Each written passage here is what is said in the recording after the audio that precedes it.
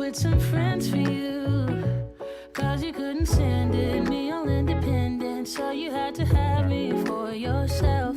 That was when I trusted you, when I could add up 2 and 2, when you promised we'd be together, you, me, forever.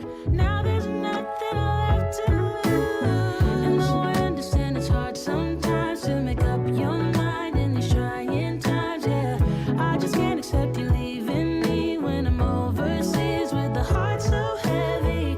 Think that I deserve the truth for once, not a guilty tone, 'cause you're not alone, yeah. You said you wanna come home, but I know you don't. So this time I won't hear it on the phone. If you got something to say to me, then say it to my face. What it's all about, why you're bailing out. Think you owe me an apology. Just say it to my face. You're sorry. You're so sorry. You're so sorry.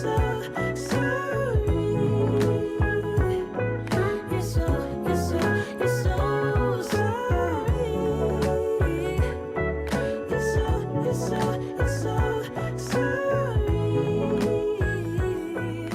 Say it to my face. You're sorry.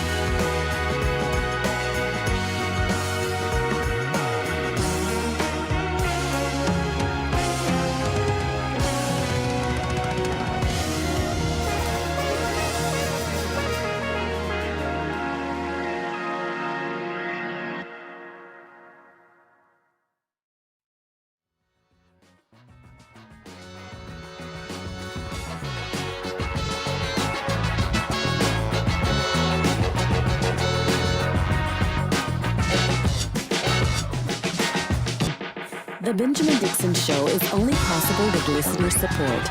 Go to www.patreon.com/The BPD Show. Today is Tuesday, August 31st, 2021. We begin not only in Afghanistan, we begin also with COVID-19, and we have a trifecta in this country, in our situation as Black people, where we're faced with the intersection of so many different confluences of bigotry and white supremacy along the lines of capitalism and colonialism. We are facing so many different intersections at any given point. There's a lot to unpack, and it's manifesting itself in what we see happening with COVID-19. It's manifesting itself in what we're seeing in Afghanistan, and it is certainly manifesting itself in what we see as Black people in this country. But first, let's begin with On the Clock with Georgia Ford.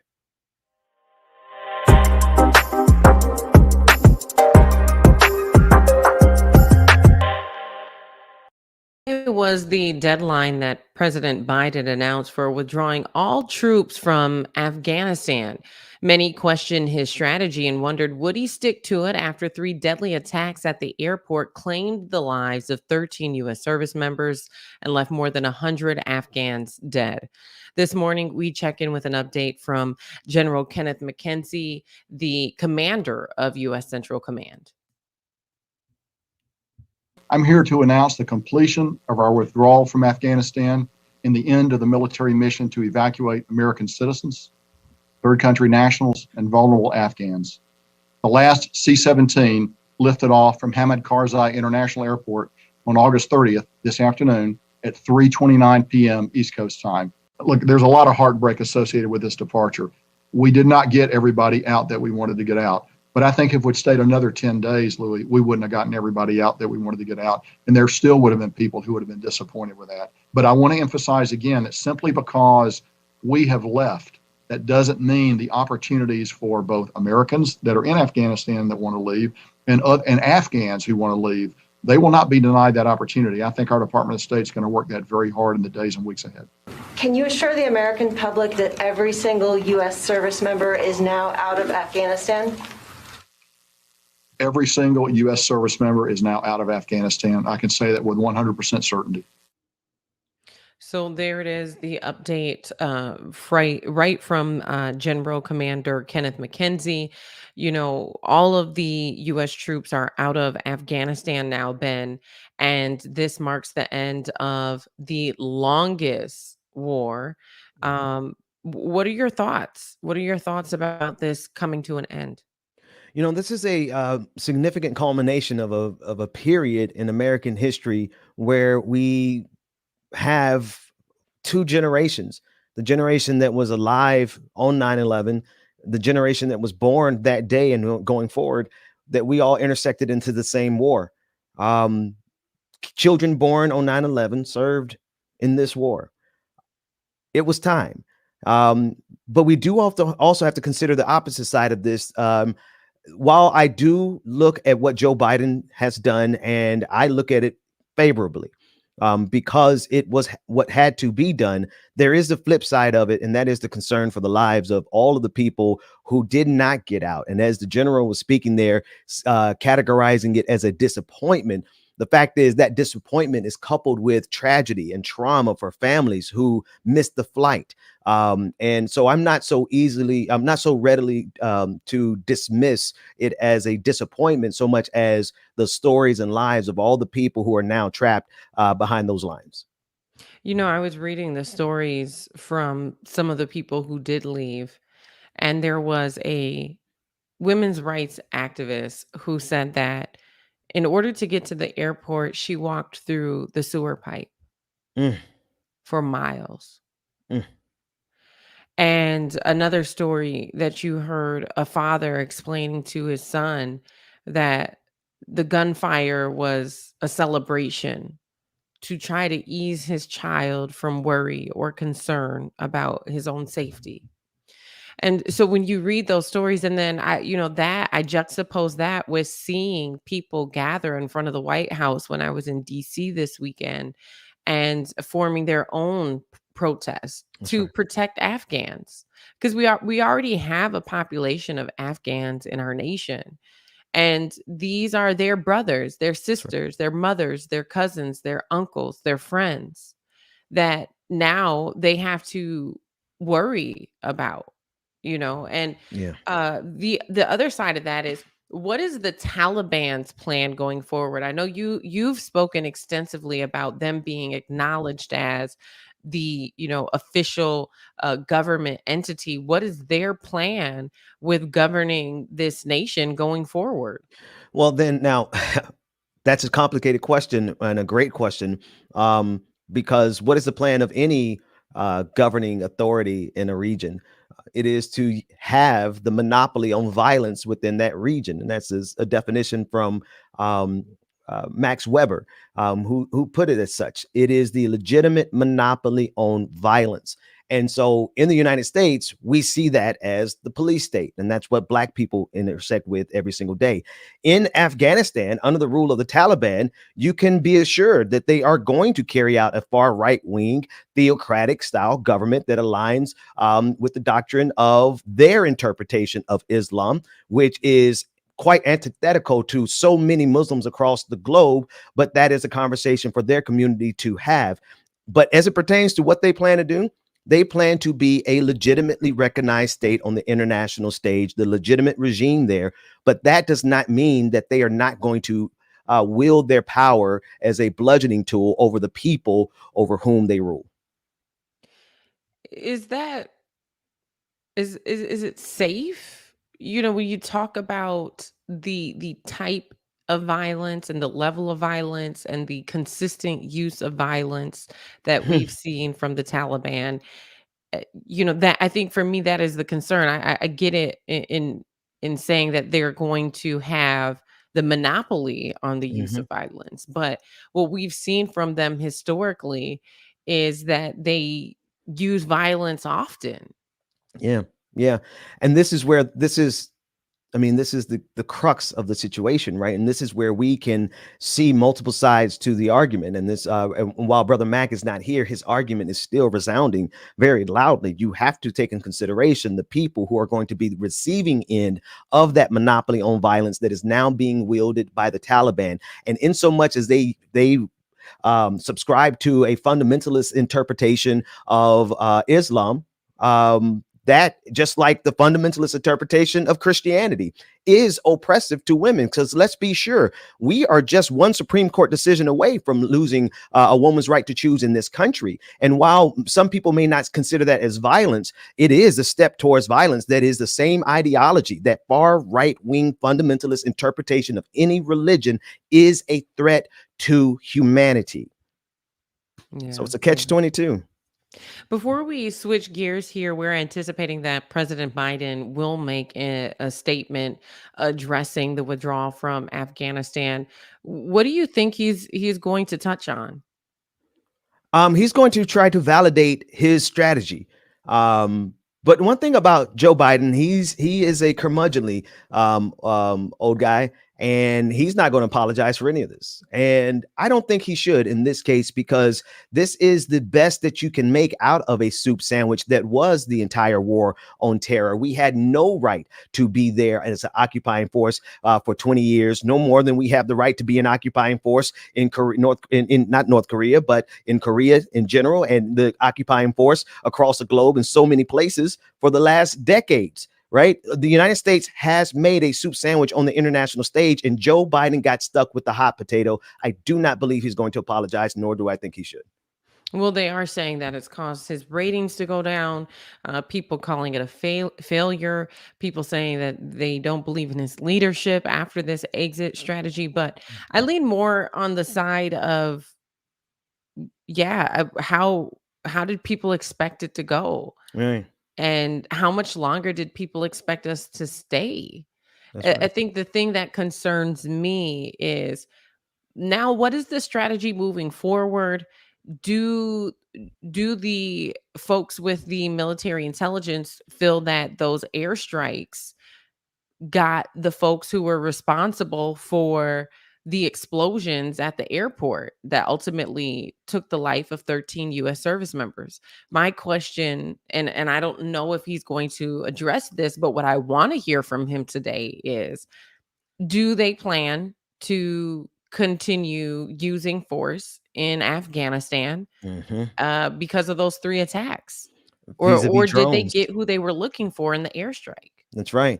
Right. And while the United States may not have troops on the ground, one thing we have cavalierly wielded across the international stage is our ability to access any region through drone strikes.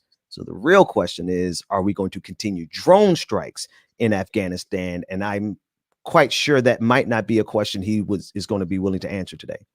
But it would Yeah, be a well, great question from I a mean, journalist. but he threw that information out so carelessly, in response to the first explosions. He was very candid that we are not going to forgive Right. and that we will get whoever is responsible, Right. which I think was, I guess, for that felt like it was more for the American people to Oh yeah. have confidence in him than it was Uh, actually for um, military strategy. Because why would you ever want your opponent to know what you're up to? at the risk of being called a neoliberal, I'm reminded of a scene from The American President, Michael Douglas, and he is faced with the decision, a fictional decision of whether or not he should strike a country. The military industrial complex in that movie demanded a certain level of language and bellicosity, and we see that is real. That is not that is not art imitating life. That is, well, you got it. I have to flip and reverse it. That is the reality of our military industrial complex. It is present in reality right there in Joe Biden's ear. He is having to grapple with the reality again that we have to get out of there. But there is a infrastructure around Joe Biden that is demanding blood because they profit off of it. And so in their closing salvo, they had a drone strike. And whether or not there's a justification of it, in that movie, Michael Douglas said that at a certain point, we have to not appear strong. We have to be strong. And sometimes being strong means we can take it on the chin and walk away because striking at the last hour is sufficient to create more problems in the future. So I agree with you, Georgia. As convoluted as long as it took for me to get that point out, the fact is that Joe Biden could have shown a new level of strength that is required for leadership in this international stage. And that is the ability to not strike back, because of course we have the capacity to go in there and obliterate them. But do we have to demonstrate that at every opportunity? And at the cost of 7 children who were killed in that airstrike. That's right. That's right. I do want to acknowledge the troops who have been fighting for our country over the last 20 years, the veterans, those who have served to protect us. This conversation has largely become political and about Biden and about the Taliban.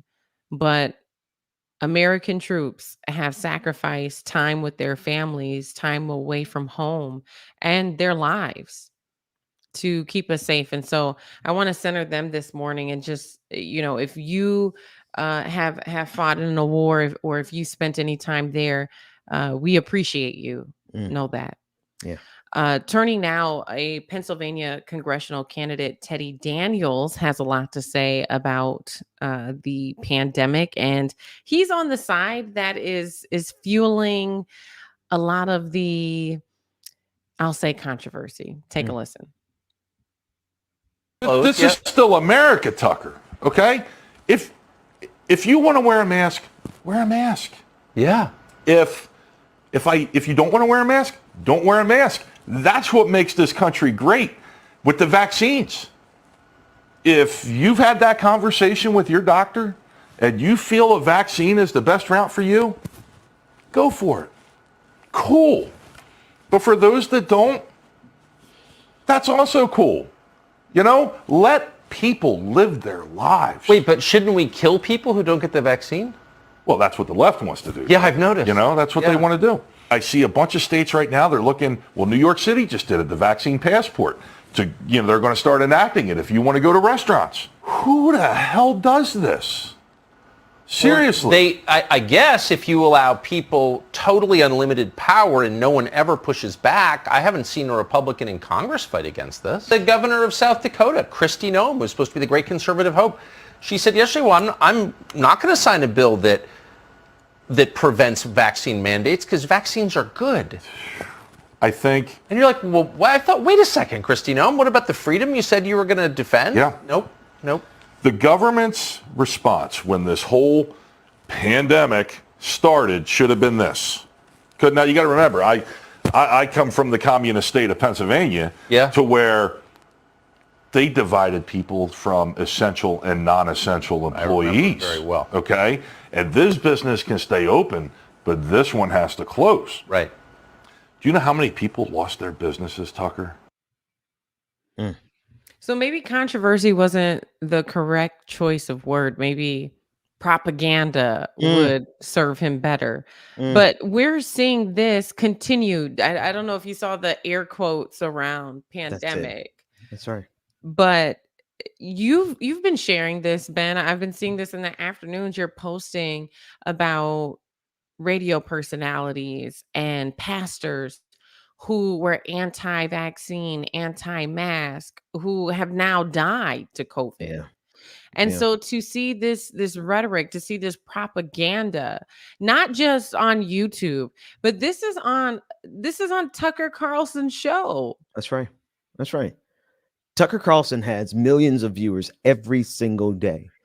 And I would argue, Georgia, that controversial should be the word, right? The way we should look at this in society is controversial, but we don't because we have become accustomed to the propaganda to the extent that one of the most popular hosts in the country, Tucker Carlson, is able to peddle conspiracy theories as along with snake oil, the ivermectin. He's a part of that narrative, and now they're promoting this idea that is so. But I want to hold the pin there. The flip side of this is I never expected them to believe their own lies, and I think that's what you're getting to, because you have conservative radio hosts and pastors and politicians who are getting sick with COVID-19 and actually dying from it. And so my thing is, it's one thing for this to be propaganda, but it should not only be controversial, but I think it should be such an anathema to us that we see this as people who have dispensed with their sense of survival. They are killing themselves because of their politics. Oh yeah, and this guy, he's running for office. Teddy Daniels, he's a congressional candidate, and what is dangerous is the fact that he's putting this out there. If he gets support and he gets in, this is another vote. That's right. This is another That's right. vote that impacts the lives of those who live in Pennsylvania. That's right. This is another political force that impacts the national stage as Yeah. well. He also served, and thanks to David for pointing this out, served the Trump campaign as the Northeast U.S. Director of Vets for Trump. Mm, and that makes So sense. he's well versed, and he has support, not just in his district, but because of that connection with Trump, he has a lot of national affiliations as well. Yeah. So he had his sphere of influence is vast, and here you have this man putting air quotes on a pandemic that has killed how many people nationally Getting and close to internationally? we're And coming. you wanna Well, put oh air my quotes goodness. around that? Internationally. Sister Ford, when you said internationally, it reminded me of what's happening even in India, right? There are reactionaries all across the globe who have seized power in these countries. And that's what this guy is. He's looking to get another piece, like Marjorie Taylor Greene, of the power structure that is the American empire. And we should be terrified that this is the regime of ignorance that has seized power in the form of the right-wing conservative movement that was championed and heralded by Donald Trump. He is not the creator of that movement, and that movement has gotten so big that it has now eaten him. It is out of control, and the pathway to power and economic privilege for conservatives now is to ignore the reality of a pandemic that has killed nearly 700,000 people in America alone. And what frustrates me is because then you juxtapose that with candidates like Nina Turner, Mm, who were honestly running on truth and mm, were running to disrupt change, and how in our community, that can be seen as I don't know, but she's running on truth, and here you mm. have someone who is simply just running on propaganda, and the thought that he will actually be elected. He Yeah, could actually be elected. It disheartens me because yeah. the integrity that's required to be a politician is in this nation is little to none. You don't Mm, Integrity is not a requirement, mm. And and it's I a wish liability. more people in our community would not feel like they are not qualified. I hear that a lot. People, or I have this in my background, or I don't have the experience. Listen, we have people, Republican hopefuls, who are running on lies and winning. Mm. Mm. That is the pathway to victory for them. And it has led to many of them not being able to distinguish from the reality that is an objective truth and the reality that they have crafted in their minds that is built on the propaganda that they have gotten over the last 20 years from outlets like Fox News, who is now more than happy to put somewhere to the tune of $8 million a year in the hands of Tucker Carlson because he is a master propagandist. But the problem is that because they no longer can distinguish between their own propaganda and the truth, they're running up against the freight train that is COVID-19. And so while I do hope that they are all vaccinated because them participating in that community-wide activity helps us all, the truth is some of them are dying, and death is pretty permanent. Your political position should be flexible enough to accommodate life, especially from a party that considers itself to be pro-life. And Tucker Carlson is not the only one who's using his platform. I know we've spoken about him a lot. And if you're not a right winger, you might not even know that some of these shows exist. I want to play a clip really quick from True News. This is another program that is highlighting this type of propaganda. Think that in America, we're eventually going to face vaccination camps, quarantine camps, punishment for people who choose not to be vaccinated or to vaccinate their children? Do you think parents are going to lose their children? They're going to have them taken away because they're not deemed fit to be parents because they choose not to put an experimental jab in their children? Yeah, I think we could see that. And you're right. Australia does appear to be a canary in the coal mine. And right, a 3-month time lag sounds about right. Once the fall, what used to be the fall flu season hits, we're going to have mass hysteria. And I know that a lot of parents have already planned for this. They made difficult decisions with their children not to send them back to the public schools here, which are essentially indoctrination and will be quarantine camps themselves. The Scarlet Letter is now a U for young kids, whether they're on K through 12 campuses or college campuses or at the service academies. We essentially have de facto quarantine vaccination camps already. And so this is stemming from a situation where a parent did lose their rights in Chicago. Take a look at this clip. It may be a first of its kind case. A Cook County judge here at the Daly Center has stripped a Chicago mom of her parenting rights because she's refused to get the COVID vaccine. And he is a very sweet boy. He's my whole world.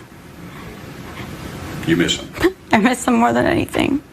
Rebecca Furlet has been divorced for 7 years and shares custody of her 11-year-old son with her ex-husband. What had been a 50-50 split in parenting time. But on August 10th, in an unrelated child support hearing, Cook County Judge James Shapiro asked Furlet whether she'd been vaccinated.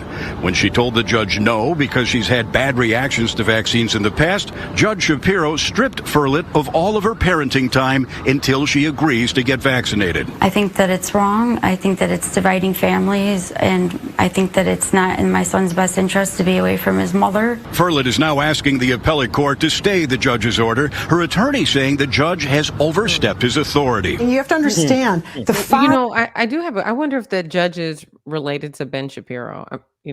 Just well, but here's a situation that I see in this one, Georgia. This scenario is. There are a group of parents in this country that are asking for permission to be able to put their children's life at risk of dying from COVID-19, particularly the Delta variant, because that has mutated from what was something that originally was not a significant threat as far as percentages to children. The Delta variant is killing children. And these people are asking for permission because they are their parents to put their children in harm's way. I just need us to observe the absurdity of the moment that we're living in. And I do believe that if you are I'm going to stop there. I can't. Well, what are your thoughts about specifically this mother losing her rights? If Do you she think it was should going go that to, far? Should there be that much regulation on vaccines? death is pretty permanent.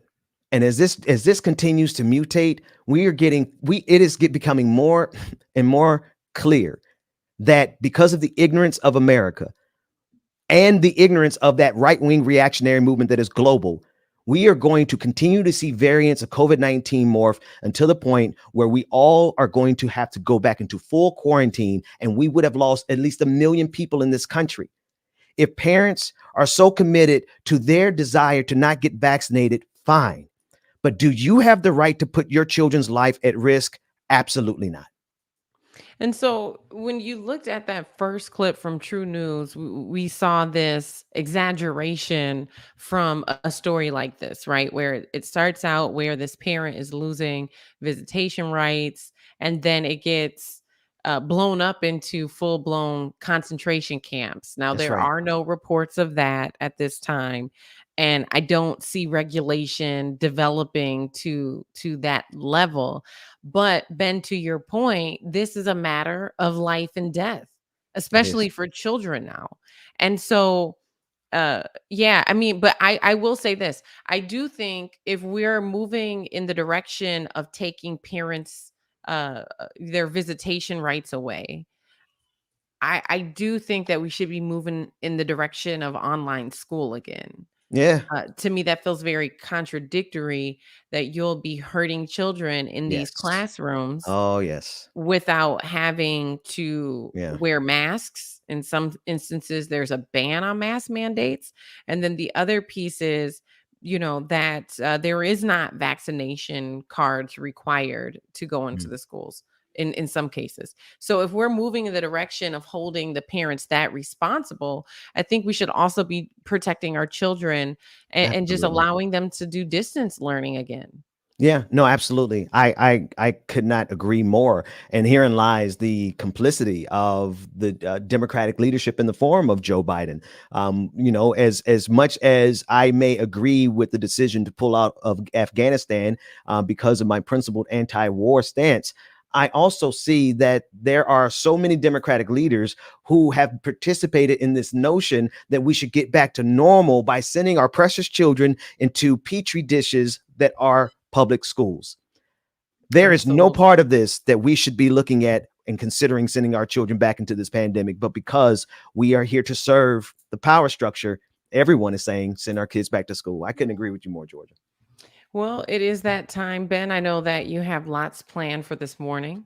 Yeah. So coming up in the next block, Stacy Mitchell, co-director at the Institute for Local Self-Reliance, and she is the author of The Big Box Swindle. We're going to dig into all of those empty buildings that you see in your community, all those big box stores that are now leaving huge vacant lots in Black communities, and communities in general all around the country. We're going to talk about that and see how it ties into everything else here, Georgia. All right. Well, that's all for On the Clock, but stick around for more on The Benjamin Dixon Show.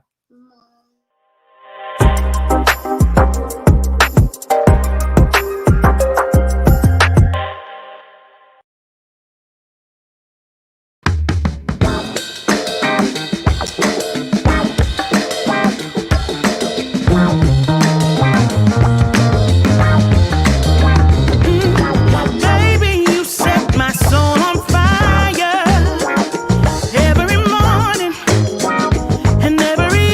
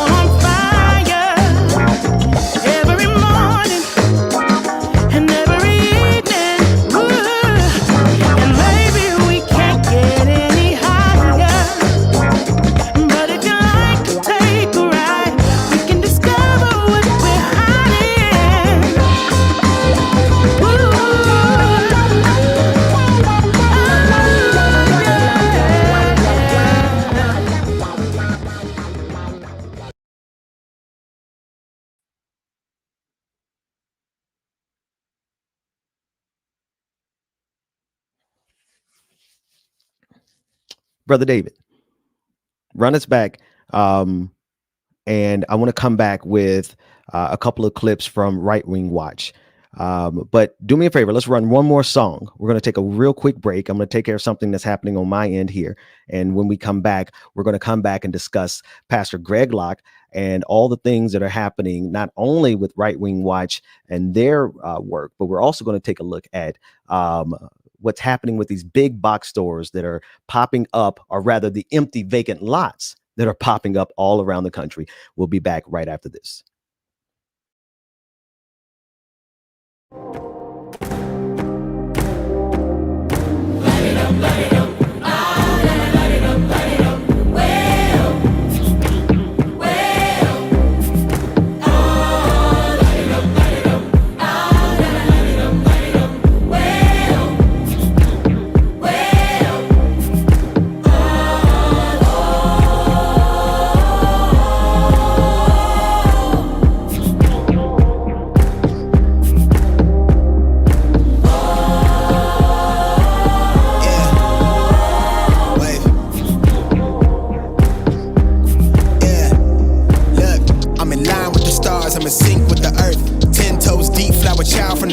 I never switch sides, like even when I die, I'ma ride for the squad, light up ties in the hearse. I've been on the vibe, kinda hard to describe. I'm in between, I'm good and it's fine, but I'm tired of the grind. Then I come alive in the night to realize I'm in the middle of the time of my life. I never sold pack for the stack, never lied on the rap. Got a bag from the way that I write it. Queen looking Tyson, do that ass survive, doing 80 to the house. Then I hit it to the sky, change haters on a tirade. Talking to their crib in the face, be still, let that hate stuff fade. We all want the same, we all want a meal in the safe. I wanna live like I'm trying to reach enlightenment. Trail spill from my lips, feel big from the bib. Take a sip till I pass out. Try and get grit, but it don't make sense. Cause you can lose life on this fast route. Yeah, turn thoughts to a cash cow. I might flip that to the glass house. I don't need the accolades, I'm in love with the chase. I just wanna eat, save a spot at the table. Beast with the slap, pin myself on the map. You long with the wind, but we knowing that it's capped. 5-hour flights, couple nights at the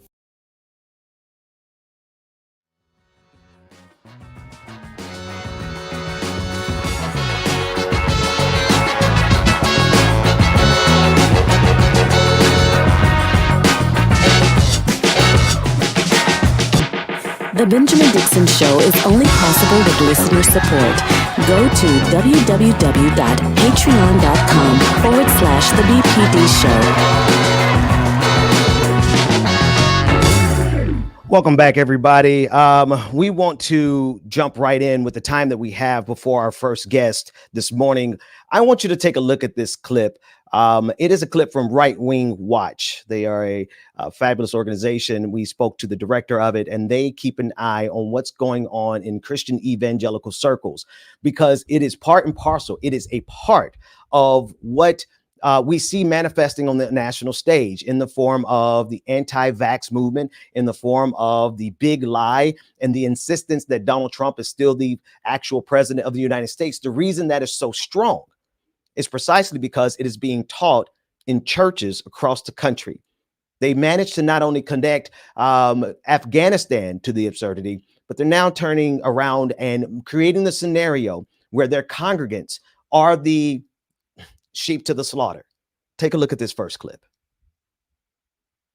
But I think that Trump clearly understood that Biden and the people who are controlling him are fools, number one. Mm-hmm. So you have foolish people who are going to do stupid things. And I think Trump planned on them doing a lot of stupid things. Trump set up the withdrawal from Afghanistan. I think that he planned on Biden botching that somehow. However he was going to botch it. I think Trump knew that Biden would make the wrong moves. I think the opportune time for the military to end this charade would be after Biden has been removed by the 25th Amendment. Because then if the military stepped in and intervened, if they made the big reveal about devolution, they would not be removing Biden from office. It would not be a military coup, because Biden would have been removed from office by Kamala Harris. And if they step in after Biden is gone, but before Kamala is inaugurated, there is no commander in chief. you have an acting president, but she hasn't yet been sworn in, right? So if Kamala hasn't been sworn in, you don't really have a commander-in-chief. It isn't a military coup. I think that would be the opportune time. I suspect that that's probably when the reveal is going to happen, that military will step in, announce what's going on, potentially declare martial law in D.C., make a bunch of arrests, and then whatever happens with Trump returning to the Oval Office, whether it's a new election, whether they just inaugurate him, I don't really know. Now, that was the voice of QAnon conspiracy theorist Dave Hayes. And you heard him there claiming that Trump actually set up the withdrawal from Afghanistan with the intention of setting up Joe Biden so that Joe Biden can fail. The absurdity of it all, but this is what is being taught on the online churches of the conspiracy theorist, conservative, right-wing reactionary movement. I don't know that I need to actually unpack the ridiculousness of it as much as to warn everyone who's watching and listening that this is what they are being indoctrinated with on a daily basis. And then on the weekends, they attend churches like the church of Pastor Greg Locke out of Tennessee. Take a listen to this clip as he discusses Paul Revere and somehow ties it all together with his deeply believed and deeply held conspiracy theory. Take a listen in. One of my favorite heroes in the chronicles of American history is a man by the name of Paul Revere. He's a revered statesman, and they thought he was crazy. A lot of people don't understand. The history books won't tell you that when Paul Revere first mounted that horse to rescue the nation and rescue his town that night, he was actually going to his pastor's house to get a word of wisdom because he didn't know what to do in a certain decision. But he found out the redcoats were coming.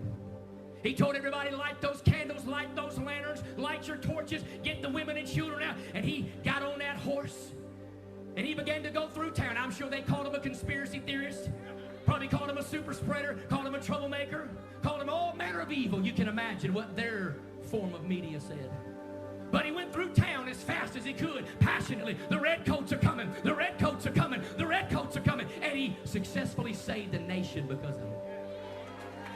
But I'm going to make a promise to you tonight, and then we're going to sing a little bit. And here's the promise. Like Paul Revere of old, tonight I'm going to mount the old steed of freedom. And I'm going to tell everybody, a city that is set on a hill cannot be hid. Let your light so therefore shine before men, that they may see your good works and glorify your Father which is in heaven. And if it's the last ride I take, if it's the last sermon I preach, I'm going to let the world know Jesus is coming, Jesus is coming, Jesus is coming, Jesus is coming, Jesus is coming. Give him praise, church, give him praise. This represents the evolution of Greg Locke, who has only in this clip one reference to the world of conspiracy from which he hails. He said super spreader. This is his nod and his tip of his hat to that faction of the right-wing reactionary movement that promoted him to the international stage, or rather the national stage. And so now this represents him trying to move out of the backwoods country Bama type of preaching onto the big stage. And so he has to minimize. He has had to minimize the amount of conspiracy theories that he espouses in his sermons, because now it gets him on a larger stage. This is not his church. This is not his pulpit. This is him moving up the ranks of the evangelical movement to bigger pulpits, because what he preaches on Sunday aligns beautifully with the religion of conservative white evangelicalism. But Greg, we know who you are. You're a Bama who is making his hay off of conspiracy theories. And now you're trying to whitewash it in the name of Jesus. But we see you. Let's do this. We're going to take a really quick break. DJ Exclusive is here. When we come back, we're going to shift gears and we're going to talk to our first guest, and we're going to discuss very briefly, or rather, we're going to discuss in depth what's going on in our communities. Everywhere I drive in my city and any city I've ever visited, there are so many vacant lots. And I'm wondering about all the promises these big corporations made to all of these cities. And now those corporations are gone and the cities have been stuck with the hot potato. DJ Exclusive, take it away. David Wood bring me in as I'm drinking the damn coffee. Good morning, everybody. Good morning. Y'all welcome. Y'all make sure y'all stay tuned. Hope everyone is doing well. Happy Tuesday. Taco Tuesday. Good morning, everybody. I love this city of mine. It never gets me down. Yeah. I was born in the city, I was raised on its edges. My pop worked his life on his complex. I found love in its center. If I could live here forever, think it'd be for the better. I love the weather, even though it's fog 24/7. I love the people. This is city I met all my best friends, and I wanna thank every break. Good morning, everybody. Good morning. Savage sweetheart, I see you, sister. Good morning, y'all. Tiger, what's going on, brother? See, I fell in love for the first time in Golden Gate Park. I saw my first rap show at Great American Hall. I used to beg my homies for Stitchy and Stilettos, what's going on, sister? I miss you. I feel like I ain't seen you in a month of Sundays. Good to see you. and me and Jack will get stony, walk around and get lost on the Ear Hustler, good morning, y'all. Good morning. Brother Lateef, what's going on? Yeah, man, y'all please make sure y'all stay dry out there, okay? One Source, good morning. Brandy Rebel, good morning to you. Six Dragon Daddy, what's going on? Roller Dragon, what's going on? Susan, good morning. Brother Chuck Diesel, what's going on, brother? On and on, good morning. Right Church Rome Pew, good morning to you. Good morning, mother and father. Good morning, mama and daddy. Love y'all. Tyler Hackney, thank you for your super chat. Morning, Bubba. Good morning, brother Tyler. I book a flight to try to figure where my mind's at. A spot where I don't spend. Miss Sophia, good morning. The Pioneer, good morning. Quarter water, good morning to you. Miss Truth the Dragon, good morning. She said you're funny. I said no, I'm DP, good morning. Environmental Coffee House, good morning to you. Deb, Miss Pedal Benson, good morning. FF8L Flaw Dragon, good morning. Nat A, good morning. Anna, good morning, Anna. Evergreen, good morning. Love y'all, Mina, good morning, y'all. Hustle and bustle, I fell in love with the fashion. I feel the pulse of the city, it's moving me like a passion. On it goes, good morning. Diesel, good morning to y'all.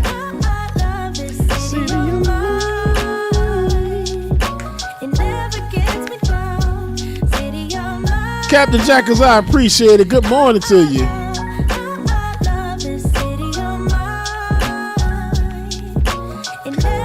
Goku, that's right. Good morning, brother. Coffee house music. I like that. I think we'll turn that, okay? Nicholas Rodriguez, good morning. Lisa Noel, good morning to y'all. All right, y'all, it's time for some more show. Welcome back to the screen, my brother from another mother. Benjamin Dixon, y'all. Good morning, brother. DJ Exclusive, how you doing this morning, brother? I'm good, man. How you doing? I had a late start though. Oh my God. Hey man, listen, we all are. Listen, it's taken me every bit of 6 months to adjust to a morning show versus the evening show. So trust me when I tell you. Right. I understand. Matter of fact, go enjoy that coffee, brother. We're going to jump into this interview. I'm excited to bring to the conversation Stacy Mitchell, co-director at the Institute for Local Self-Reliance and author of the book Big Box Swindle. Stacy, thank you so much for joining us. How are you this morning? Okay, we don't have audio. Just let's see if we can get her audio. There. Sorry about that. Awesome. Thank you. How are you this morning? It's nice to be with you.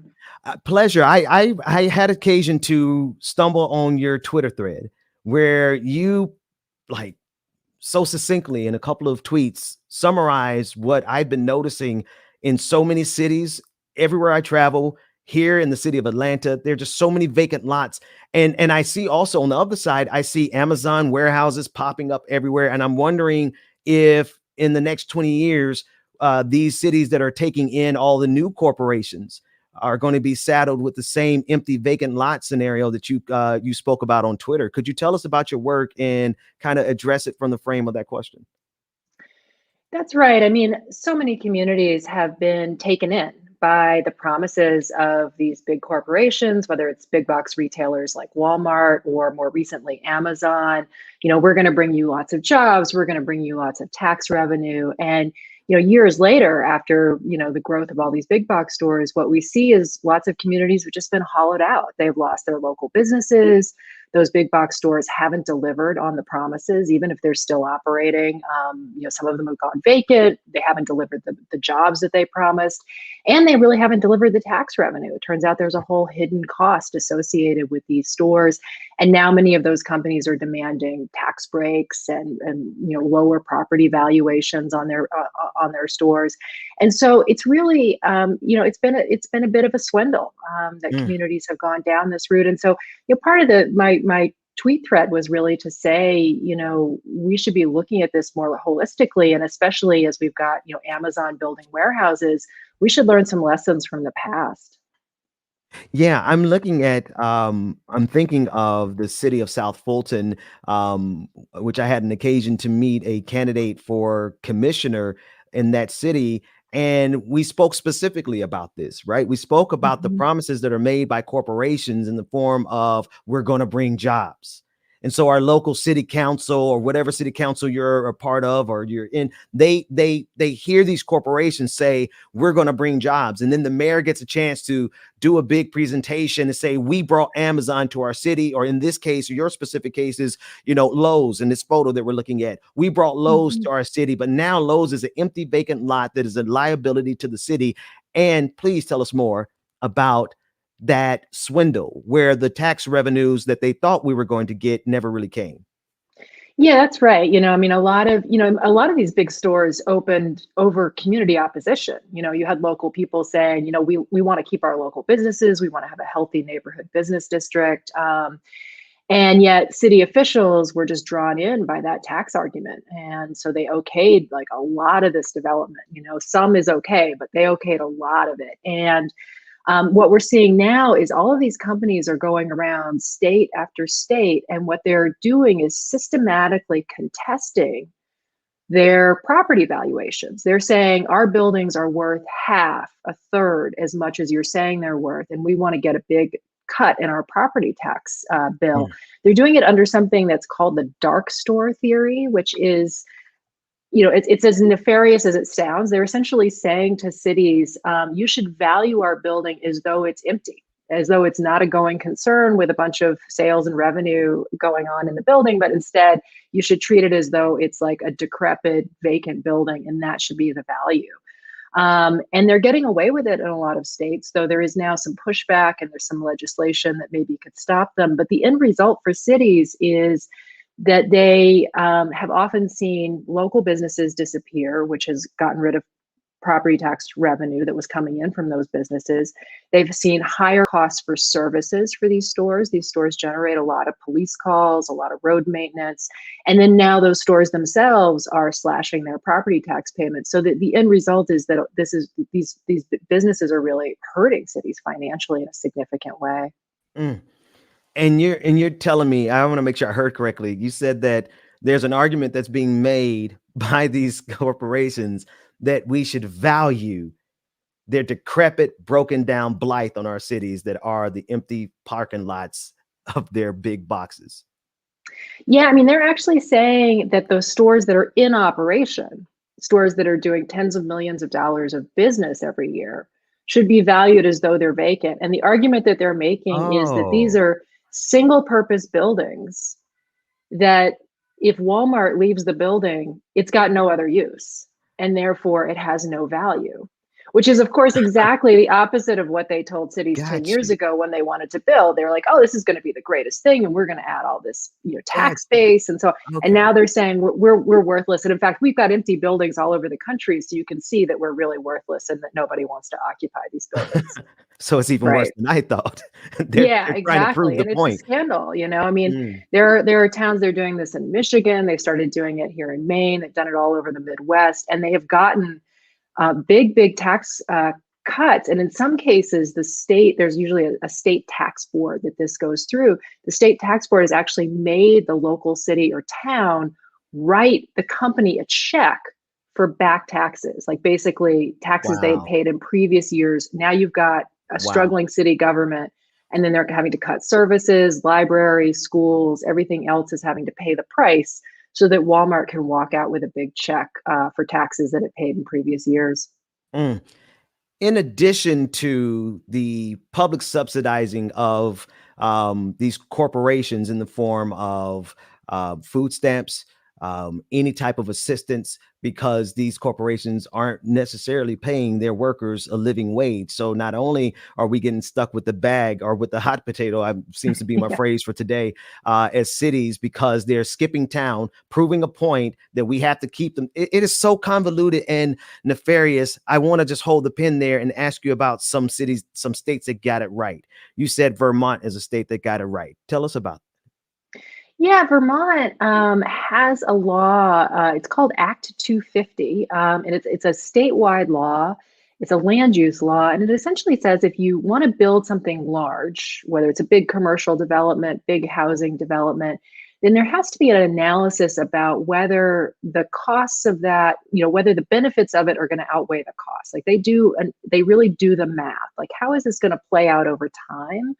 And what is it going to generate in terms of jobs, revenue, good economic activity, and then what are going to be the costs? Are we going to lose businesses in other parts of the community? Or are they going to go out? Are we going to lose tax revenue? How much is this going to cost in services? I mean, they do a full-scale analysis, and they do it at the regional level. So it's not just about the host community, but all of the surrounding communities also participate in that, and it's about the impact that it might have on them as well.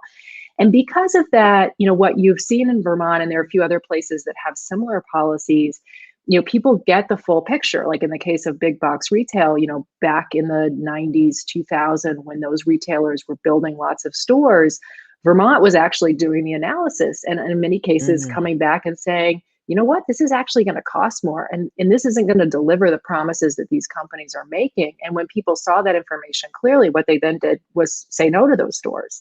So today, Vermont has far fewer big box stores. It's an option. There are 5 Walmarts in the state, and it's an available option for people, but it's not the level of saturation that you see everywhere else. And in turn, Vermont has more small businesses per capita than any other state. So they've really avoided the big box swindle and had a more diverse and productive local economy as a result.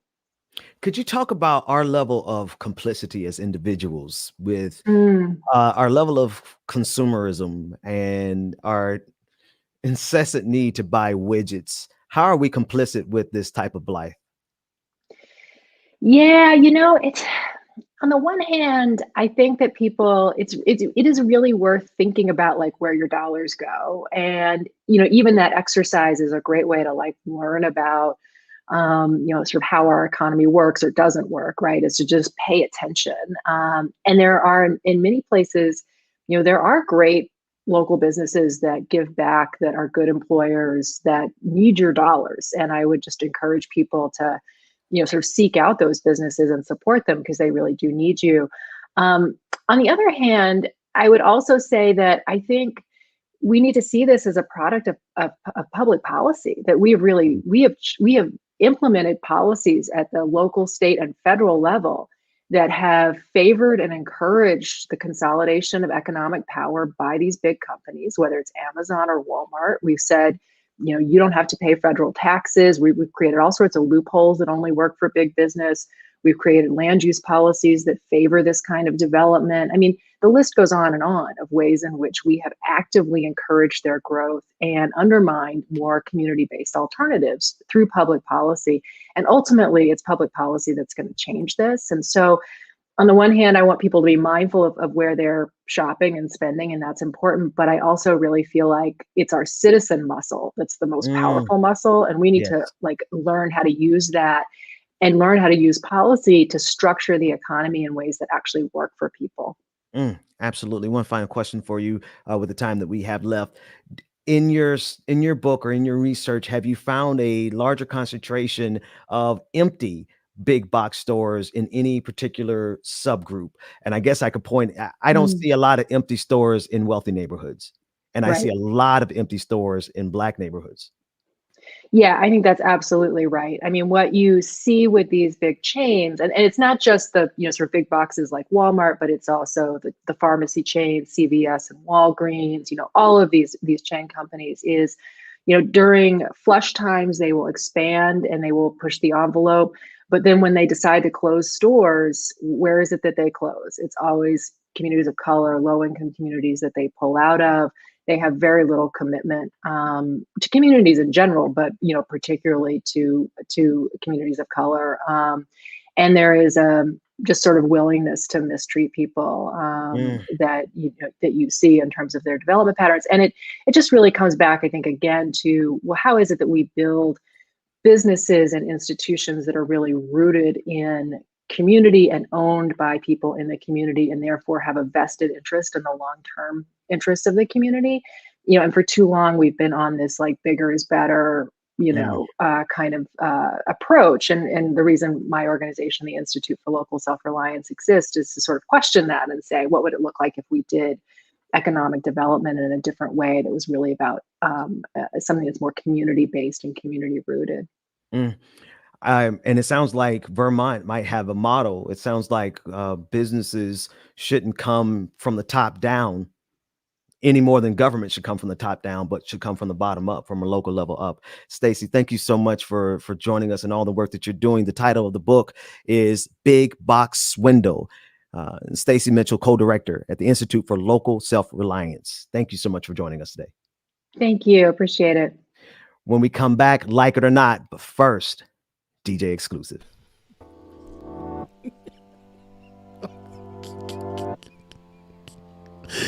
Y'all,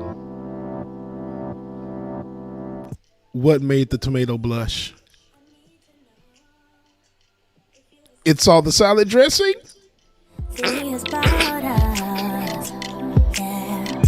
I can't deal with you, DJ. I'm going to take my own break. It's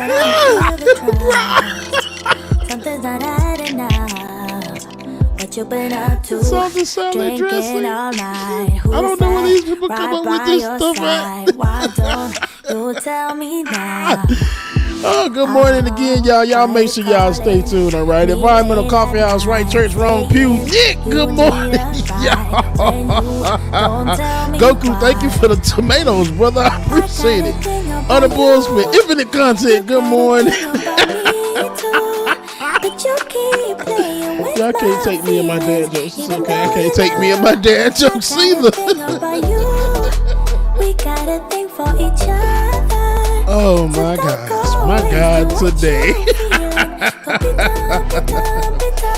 All right, y'all. Y'all make sure y'all stay tuned. But while we get this break ready, get everything situated and turned over, let's go ahead and get our Twitch and YouTube and all those other people subscribers read off real quick, all right? Let me see here. Let me get the music lowered here.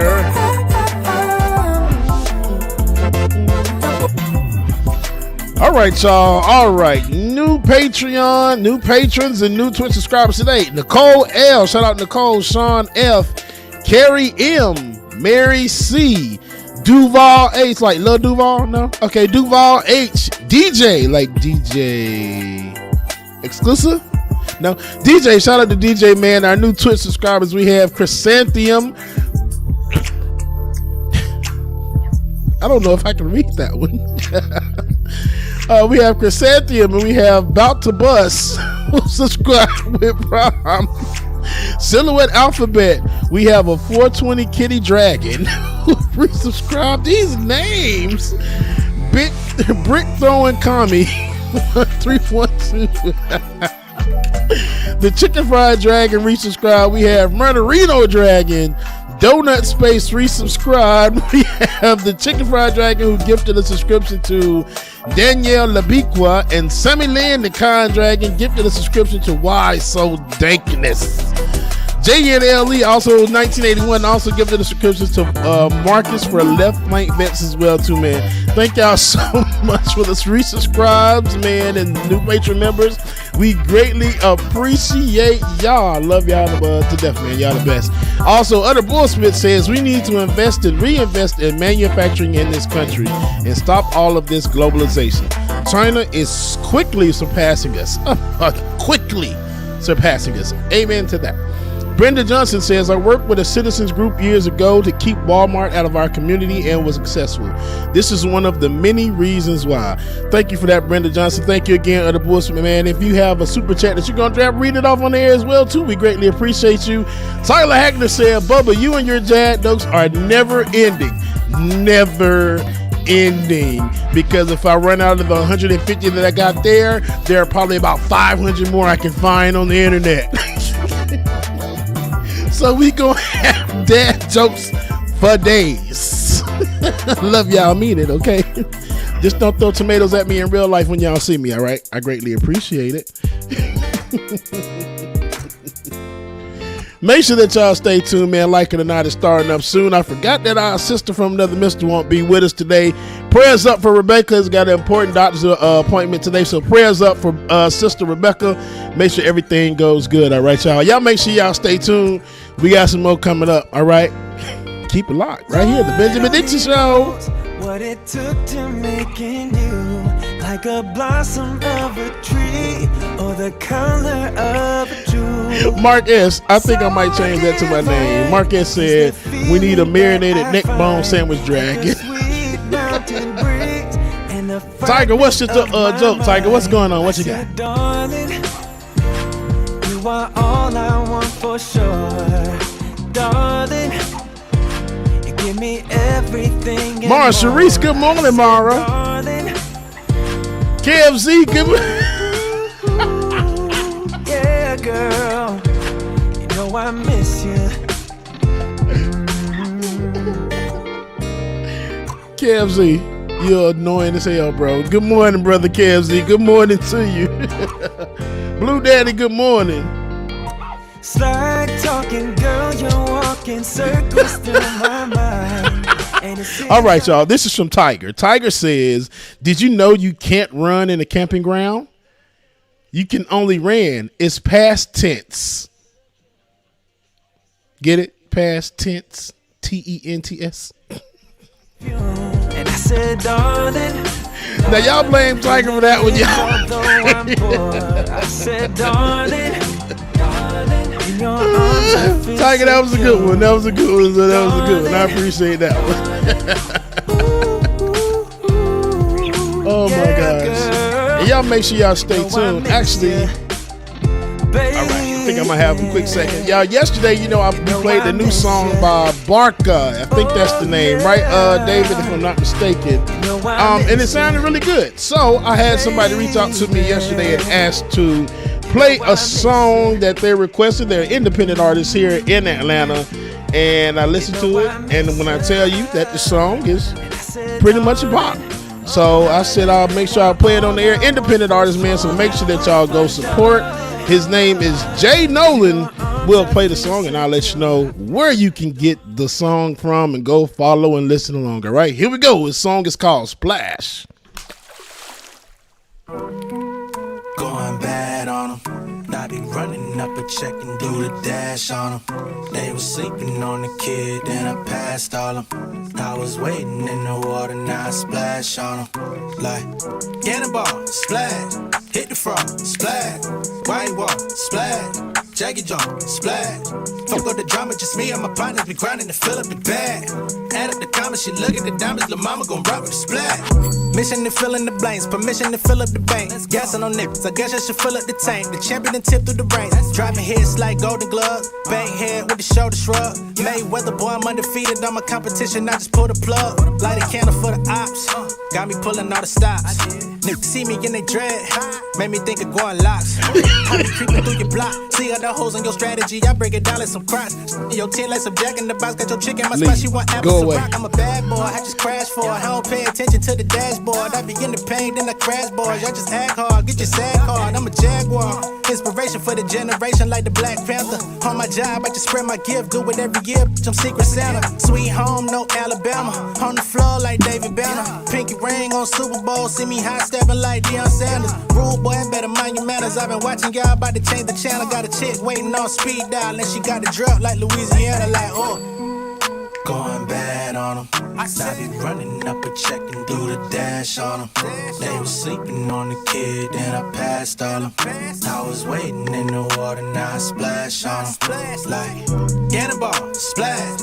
Hit the frog, splash.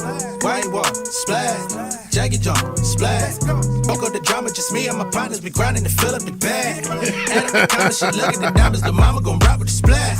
So many people that didn't believe. I set the goal up and then achieve. Failing your business like Genevieve's. About to set up a show out in Tel Aviv. Shout out your west, you can't mirror me. Got my cash in the safe like the All right, y'all. That is Jay Nolan. Artist is Jay Nolan. Y'all can follow him on Instagram, Real Jay Nolan. Website, Real Jay Nolan. And on YouTube, Jay Nolan. Y'all make sure y'all check the brother out, man. He is from the city of Atlanta. And he sent me another song as well, too, that I got to make sure that I get played. But when I tell you, yeah, he sent this to me. I'm like, yeah, that's good, man. That's a vibe, man. It is. It's straight from Atlanta. I was like, I appreciate that. So if y'all do go to his website, if y'all Instagram, tell me that DJ Exclusive sent you, okay? Yeah. I appreciate that. Yeah, no, James, we've been talking about this for a minute, man. When we first started putting the morning show together and started planning and designing it, we were like, man, there's so many talented independent artists out here. And truth be told, both of us obviously come from the music background. Right. So it's really dope to hear that cut and to see that. Bring more of that. Long story short, let's do more of that. I like that. Real quick, man, you want to hear a joke about construction? I don't think I have a choice, do I? No, I'm still working on it.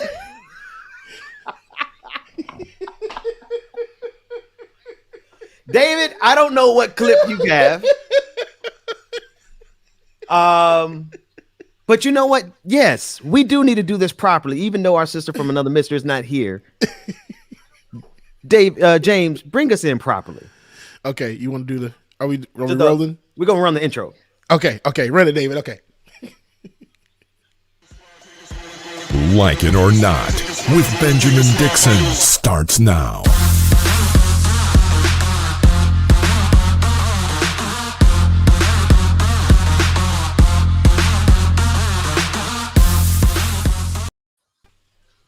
Good morning. Good morning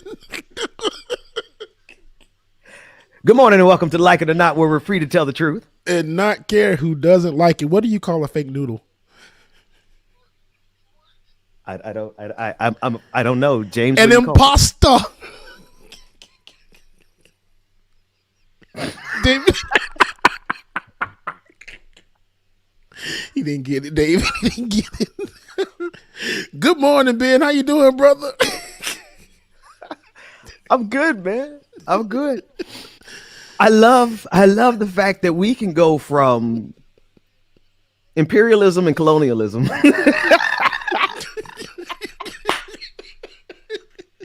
to just straight tomfoolery, man. Tomfoolery. Hey, of dad jokes. You got to be able to do it. You got to be able to switch them lanes real easy. Hey, this is what they asked on all those applications. They said you had to be able to perform well under pressure. And what is the second one where you're supposed to handle multiple tasks at one time and switch between high tasks, all that stuff. They want us to be high performing. Well, right. There's nothing more high performing than going from Afghanistan to dad jokes within a span of an hour and a half. Basically. Yep. They'll loosen you up a little bit because they're so terrible. You ain't got no choice but to laugh and be like, what the hell was that? And see, James, if you're not here on the screen, my mind naturally goes to the situation in the world being so terrible that we have no choice but to laugh. So we have a nice dichotomy on the screen here. Right, exactly. That said, behind the scenes is a part of this dialectic that we're doing, and that is David. He is here in the stead of our homeboy Dwayne over there at Done Right Media, who helps us look as amazing as we do. Shout out to everyone who makes this possible, and shout out to our sister from another Mr. Rebecca Azor, who is not here this morning because, well, she's taking time for herself because she has put in a lot of work doing her part for Haiti. And I just have to pause and reflect on the fact that the pictures and the videos that she has shared with us that we are compiling so that you can see what your dollars did. I mean, the money that you donated absolutely went straight to Haiti because we have video and footage of and photos of Rebecca's brother actually dropping off what you, the supporter, helped us purchase through Rebecca. So thank you, audience. And James, you got to see the pictures too. Yeah, absolutely. When I tell you, amazing to see. So shout out to Rebecca and her brother, man, just doing the damn thing. Greatly appreciated seeing it. It was awesome. Real awesome. Yeah.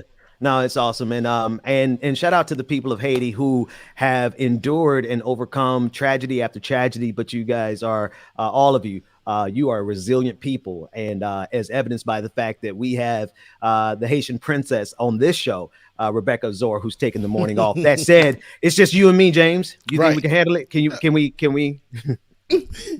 I think we'll be okay. I think we Wildcats can handle it without a Rattler on the screen with us. I don't think absolutely. I think we. So David, I know I can look at the sheet of paper and I can find out exactly what we're getting ready to watch, but I'd like the audience to experience it the same way we experience it, because a lot of times we don't have any idea what David is about to play. Right. So play that funky clip for me, white man. Did this press conference a couple of weeks ago saying that white supremacy was the biggest threat to our nation. Okay? Turn on any TV channel. I don't see white supremacists taking over Afghanistan. No. Do you? No. I've never met a white supremacist in 52 years of living here, and I've met everybody. Yeah.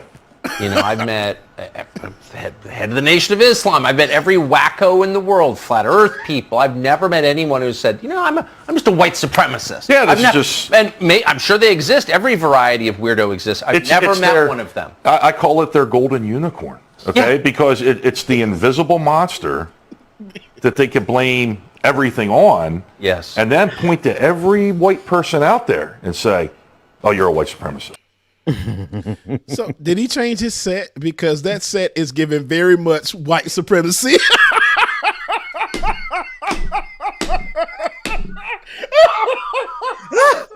I'm sorry to the listening audience who can't see, but he's talking about Tucker Carlson. The second voice you heard in the clip was that of Tucker Carlson, and he is on his secondary set. Tucker Carlson is white supremacy is so successful in this country that the lead propagandist for white supremacy, Tucker Carlson, is able to have two shows, not one, both on Fox's networks. One that looks and gives the appearance of, Fox News and the flashing lights and the glamorous looks of Manhattan, where their studios are. And this second show, James, to your point, is the log cabin kind of look, where he's trying to make it seem like he's really connected to the common man. And there he's talking to, this is the same guy. We had another clip from him in the first on the first segment. Let me scroll up. That was PA congressional candidate Teddy Daniels, the same guy who put air quotes around pandemic in discussion of the vaccine and the mask mandates. So there's a lot going on in this clip. The biggest and the most glaring elephant in the room is that, of course, two white supremacists could not see themselves. Come on, man. It's not rocket science. I've never seen a white supremacist, because you are one. Right, dumbass. Absolutely. And that makes no sense at all. You've never seen a white supremacist on TV? Oh, yeah, you have. You saw one for the last 4 years, 4 years ago. So what the hell you talking about? Because I know I saw one. I saw a few, Karens, cop killers. On, man. I mean, not cop killers, but killer cops. Killer cops. Thank you. Reverse that. Killer cops. I don't know what they talking about. So, yeah. And then somebody said that this bald-headed guy looks like a bleached Shrek. Facts. Big facts. And Tucker, 52 years old? Oh, man. Look what white supremacy would do to your skin. Jesus. Moisturize yourself in some liberation, brother. Run the next clip, David. Let's just keep us on our toes. What you got next?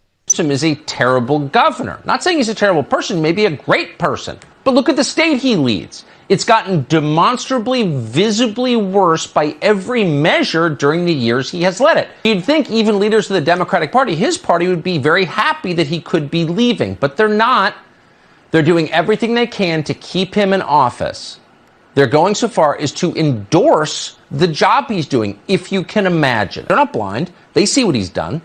Joe Biden and Kamala Harris are now set to campaign against the recall. No more democracy for you. You got to wonder, will the state survive this? Will there be a free and fair election? Harmeet Dillon is the co-chair of the Republican National Lawyers Association.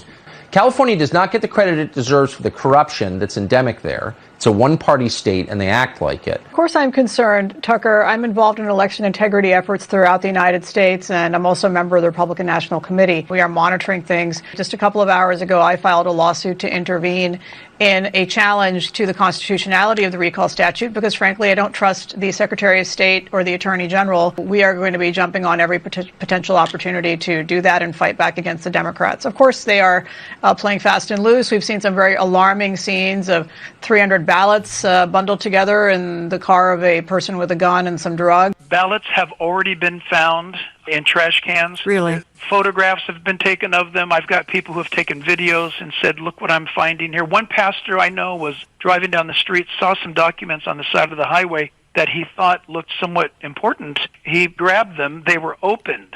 He recognized them immediately. They were ballots regarding this special recall election. Every one of those ballots said yes, Newsom should be removed. And the second question on the ballot was, who do you want to replace him with? And these were Larry Elder voters. It's already started. That's why we documented it, because, of course, when you say these things, everybody says, no, that's not true. Okay, we got a lot going on in that clip, and it is discussing the recall election efforts that are happening in California, but it also intersects very nicely with the broader conversation about the extent to which Republicans and conservatives will go to snatch democracy from the hands of Black people particularly. Joining us now is friend of the show and co-founder of Black Voters Matter, one of the baddest brothers in the fight against this onslaught of white supremacy against democracy. Cliff Albright, how are you this morning, brother? Hey, man, I'm doing good. I was glad to see you. It is good to see you, man. And we've talked about this on occasion, man. Like, I really would like for you to help contextualize what we see going on in California into the broader into the broader conversation. It's that kind of morning. Into the broader conversation about voting rights and the attacks of the conservatives on voting rights across the country. Yeah, I mean, it's basically just more of the same. Like you were saying, I mean, here you got in that clip, you hear them talking already about, so-called ballots being thrown away and all this evidence of rampant fraud. Like, where have we heard this before, right? Like, these are the same things that Trump said before his election because he knew he was going to lose and because he was trying to set up the big lie. These are the same things that they're doing now in California to cover up the fact they are going to lose this attempt. And no matter what, again, it just reaffirms and strengthens the big lie, because no matter what happens with the actual election, what we know is that they're going to try to use these false claims, these false stories about ballots being thrown out, the same way they're going to use the false stories about the Arizona frauded and checking for bamboo traces within the ballots and all of that stuff. I mean, no matter what, they're going to use the hysteria that they create around the big lie to then be a further rationalization for all of the voter suppression that they're doing all across the country. I got a pretty hefty task for us this morning. I want us to juxtapose, if you would, voter suppression with COVID-19 and the anti-mask, anti-vax reactionary movement that is also running parallel to the efforts to undermine our right to vote. Help us to draw up any parallels that you see between that duality inside of the conservative movement, which is the conspiracy theory that is pushing people to die. Conservative radio hosts, they're believing their lies so much that they are dying from COVID-19, but it's almost like the same lies that they're believing about voting. Yeah, I mean, like you're right. The Venn diagram of the people that believe in the big lie and the people that are taking ivermectin, and talking about vaccination conspiracies, that Venn diagram is a perfect circle. And I'll give you another circle to throw on top of it, because this is something I didn't even know of until I saw some stuff that you and David had tweeted out. So now they got a conspiracy about the doggone hurricane. That the hurricane is a conspiracy and it's just made up. And you got people attacking newscasters who are out reporting on it, talking about, oh, you better be reporting it right. Stop making up stuff. We're making up a hurricane now? Is that And so that circle of the people that believe that fits right on top of those other two circles in terms of COVID and the election fraud. It's crazy.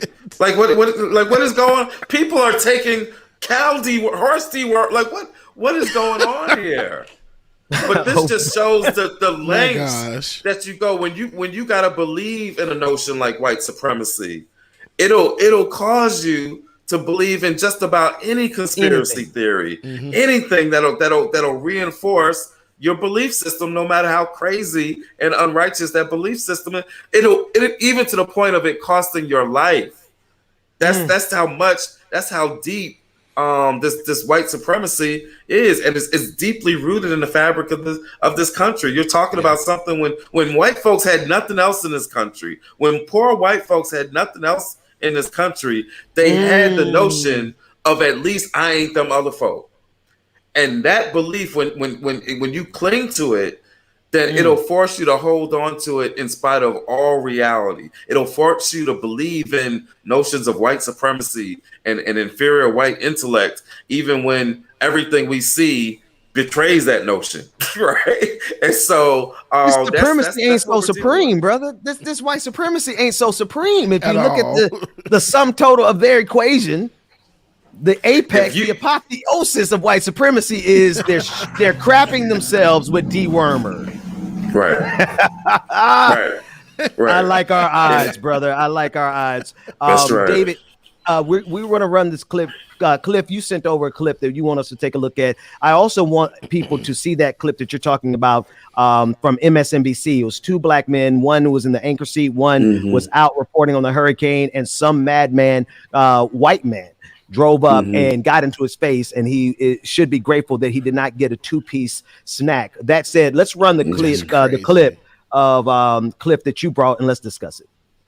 A little bit about this earlier today, and I'm gonna be brief with this, but it's really important. I talked about earlier today, if y'all were out there today, about how on this day when most people are talking about I have a dream, that on this day, and not just this day, but really for weeks, my meditations have been on not what Dr. King said in I Have a Dream, but what he wrote months earlier when he was sitting in a Birmingham jail. Yes. And when he wrote that letter from Birmingham jail, what he did was he did an entire dissertation on the essence and the necessity of nonviolent civil disobedience. And he talked about a lot of things in his letter. And I know many of y'all out here have read it and studied it. But he talked about a lot of things. He talked about this issue of the white moderates. We know a few white moderates nowadays that are getting in the way, right? But he talked about his disappointment in the white moderates. He talked about his disappointment in the clergy, and not just the white clergy, but black clergy as well. But he talked about a lot of things in this letter. He talked about this issue of being an extremist and how people accused him of being an extremist. And his response to them was, that's okay. At first I was offended, but then I reflected and I said, you know what? It's okay to be extreme, because at the end of the day, it wasn't Jesus an extremist for love. Right? Come on, somebody. So I'm okay with being an extremist if I can be an extremist in the spirit of moving justice and righteousness forward versus being an extremist in the interest of trying to perpetuate injustice. It's not that bad to be extreme. In fact, you got to be extreme, especially if you're going to do what? If you're going to make some good trouble. Right. You got to be a little extreme if you're going to make some good trouble. Ain't no way to really make good trouble if you're not willing to be extreme. Right? John Lewis was being extreme when he got on a bus traveling across the South to challenge the laws. You got to be a little extreme to make good trouble. Yeah. You got to be a little extreme. Now, brother, you better preach. Now, not to take the attention away from the very substance of what you're saying, because it is rich. But brother, you better preach. Hello, somebody. Now, that said, man, I grappled with Dr. King. My father, in his office, when I was a little boy, he had a book of sermons and writings of Dr. King. And man, I was grappling with, wow. That threw me off. That was Cliff's voice, but it was in the video. coming back to the point of the dialectic that Dr. King espoused in that letter, please talk about this clip, the necessity of what white supremacy would always call anything that we do extreme. But yet we have to do whatever is necessary to make good trouble. Brother Cliff, help us understand what you were feeling in this moment. Mm-hmm. Oh, there you go. Oh, there we go. We got you now. Okay. It's interesting when you talk about your studies of King and being introduced by your father, because when I first moved down to Selma, I moved to Selma in '98. I wouldn't consider myself a. Were you? I didn't know that.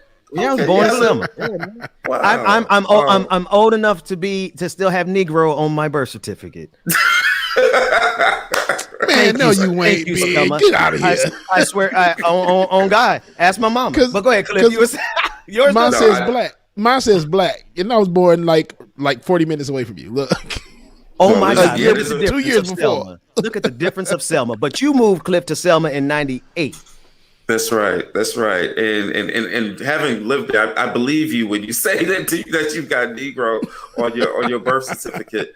I do. But 40 miles from Selma is a significant difference, because you could be in the city of Montgomery in 40 miles from Selma, and there's a difference there. But yes. Anyway, but the point just being that I wasn't really a fan. I wasn't. I was born, in the Malcolm school, and truth be told, still am, right? But I developed a deep respect for Dr. King the more that I studied his words, not the words that they would feed us on, his birthday every year and in the McDonald's commercials, where they would just limit it to one speech. But, I started to study the speech when he came out against Vietnam. I started to study his "Where Do We Go From Here" speech in 1967, where he says that, at some point we can't just look at the society and figure out how to better take care of beggars. That's the word he used, was beggars. But we got to question a society that systemically create beggars, right? I started looking at some of his other rights. I started to study the efforts at the Poor People's Campaign. And part of that study was taking a close look at the letter from Birmingham jail, one of the most underrated pieces of writing, I believe, in U.S. history.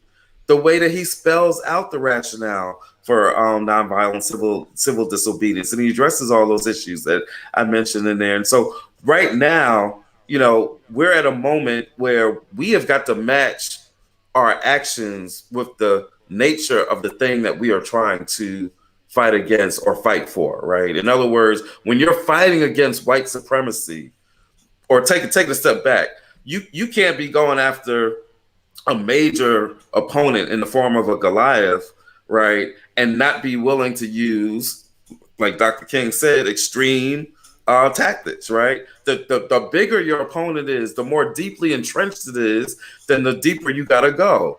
The flip side is also true. If you're just going after a small opponent, you ain't got to go nuclear, right? You gotta match your tactics to the nature of what it is that you're fighting against. Right now, we're fighting against voter suppression, which is as old as America itself. America was founded on voter suppression. Only white men with property, could vote. It was founded on voter suppression.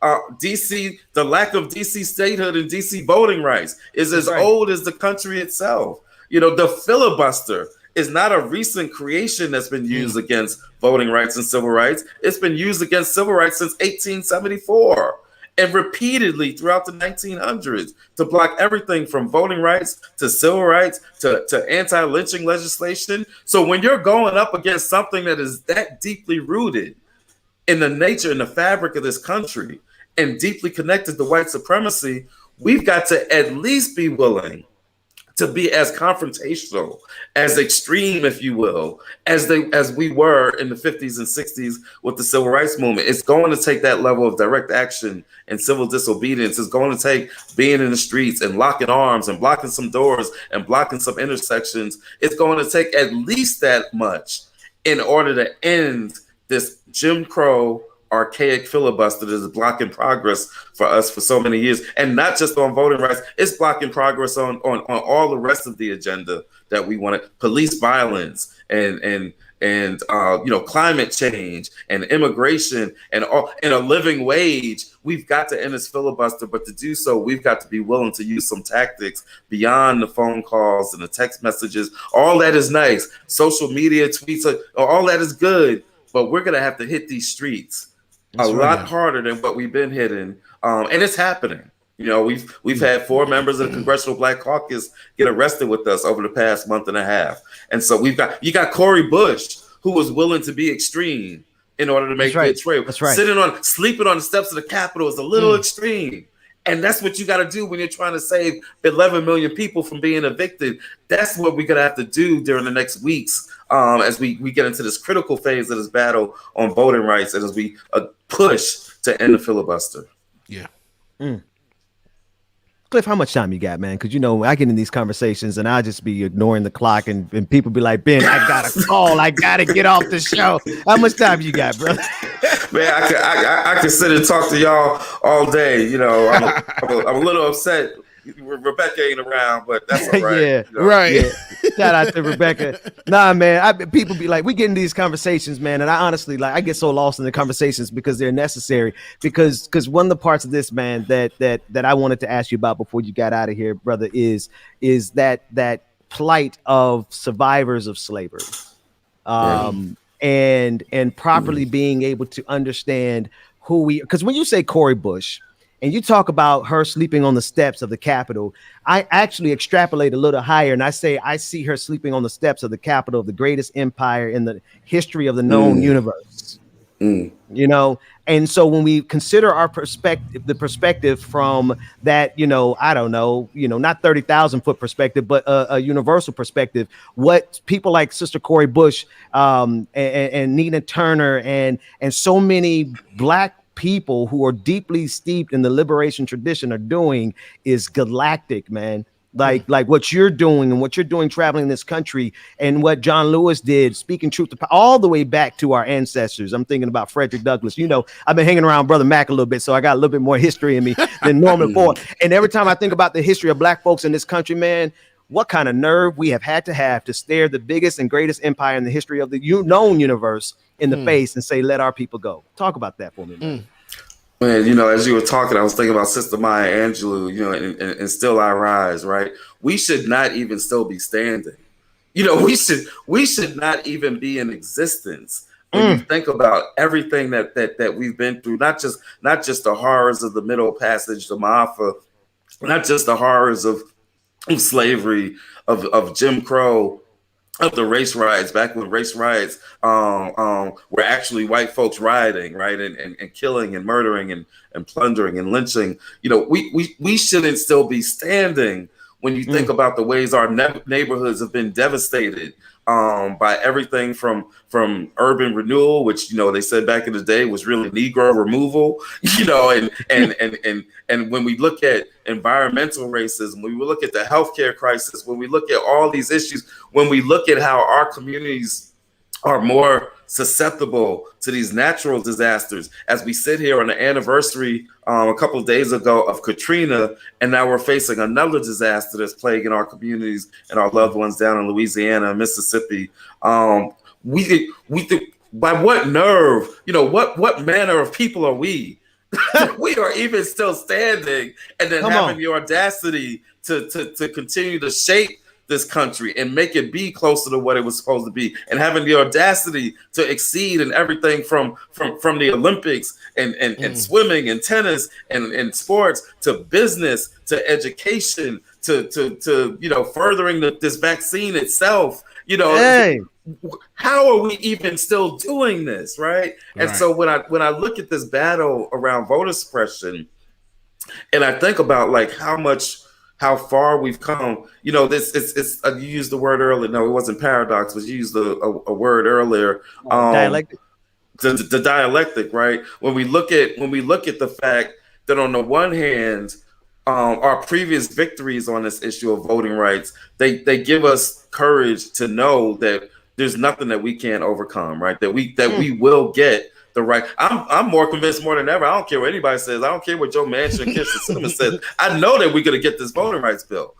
In fact, I made a prediction on somebody's radio show the other day. I said within 30 days, we're going to have the voting rights legislation passed. Well, we're going to touch and agree on that one, brother. We ain't going to let you out there by yourself.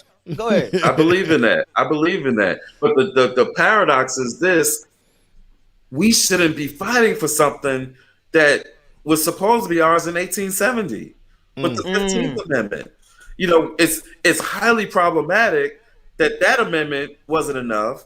Then we needed a Voting Rights Act of 1965. Then we needed to get that reauthorized every 15, 20, 25 years. And now here we are having a fight for a John Lewis Voting Rights Advancement Act to restore something that was taken away from that 1965 Act. And we haven't even talked about the fact that same act was then further weakened just a few months ago with the more recent Supreme Court decision in Brnovich. And so here we are right now, we've got less voting rights than we had back in August and September of 1965. Wow. Because at least in August, September of 1965, we had the full Voting Rights Act. And here we are, 2021, we've got less protection than what we had in 1965. That's the paradox that we're dealing with. That we're moving forward and we're gaining victories, but at the same time, at some point, we got to question the fundamental nature of our relationship to this democracy. At some point, we got to get into some deeper questions. Lonnie Guinier tried to have a whole discussion on proportional representation, and that discussion got squashed.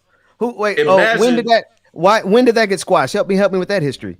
Yeah, that discussion back in '92 when when saxophone playing Bill Clinton got elected and was going to nominate was going to nominate. You know, people thought he was black, and then he nominated Lonnie Guinier to be assistant secretary in the Department of Justice, and then he pulled the nomination because people were afraid of Lonnie Guinier's writings on this notion of proportional representation. And we won't go too deep into it right here, but proportional representation challenges the very ways that we even get representation in Congress and in some other bodies. It would do away with the gerrymandering that we're trying to deal with in the For the People Act, but it also it would force us to rethink what Black power and Black representation looks like in this democracy. They didn't want to have that discussion, so they pulled her. He pulled her nomination so that she couldn't. Imagine if she was sitting in Congress being questioned by senators,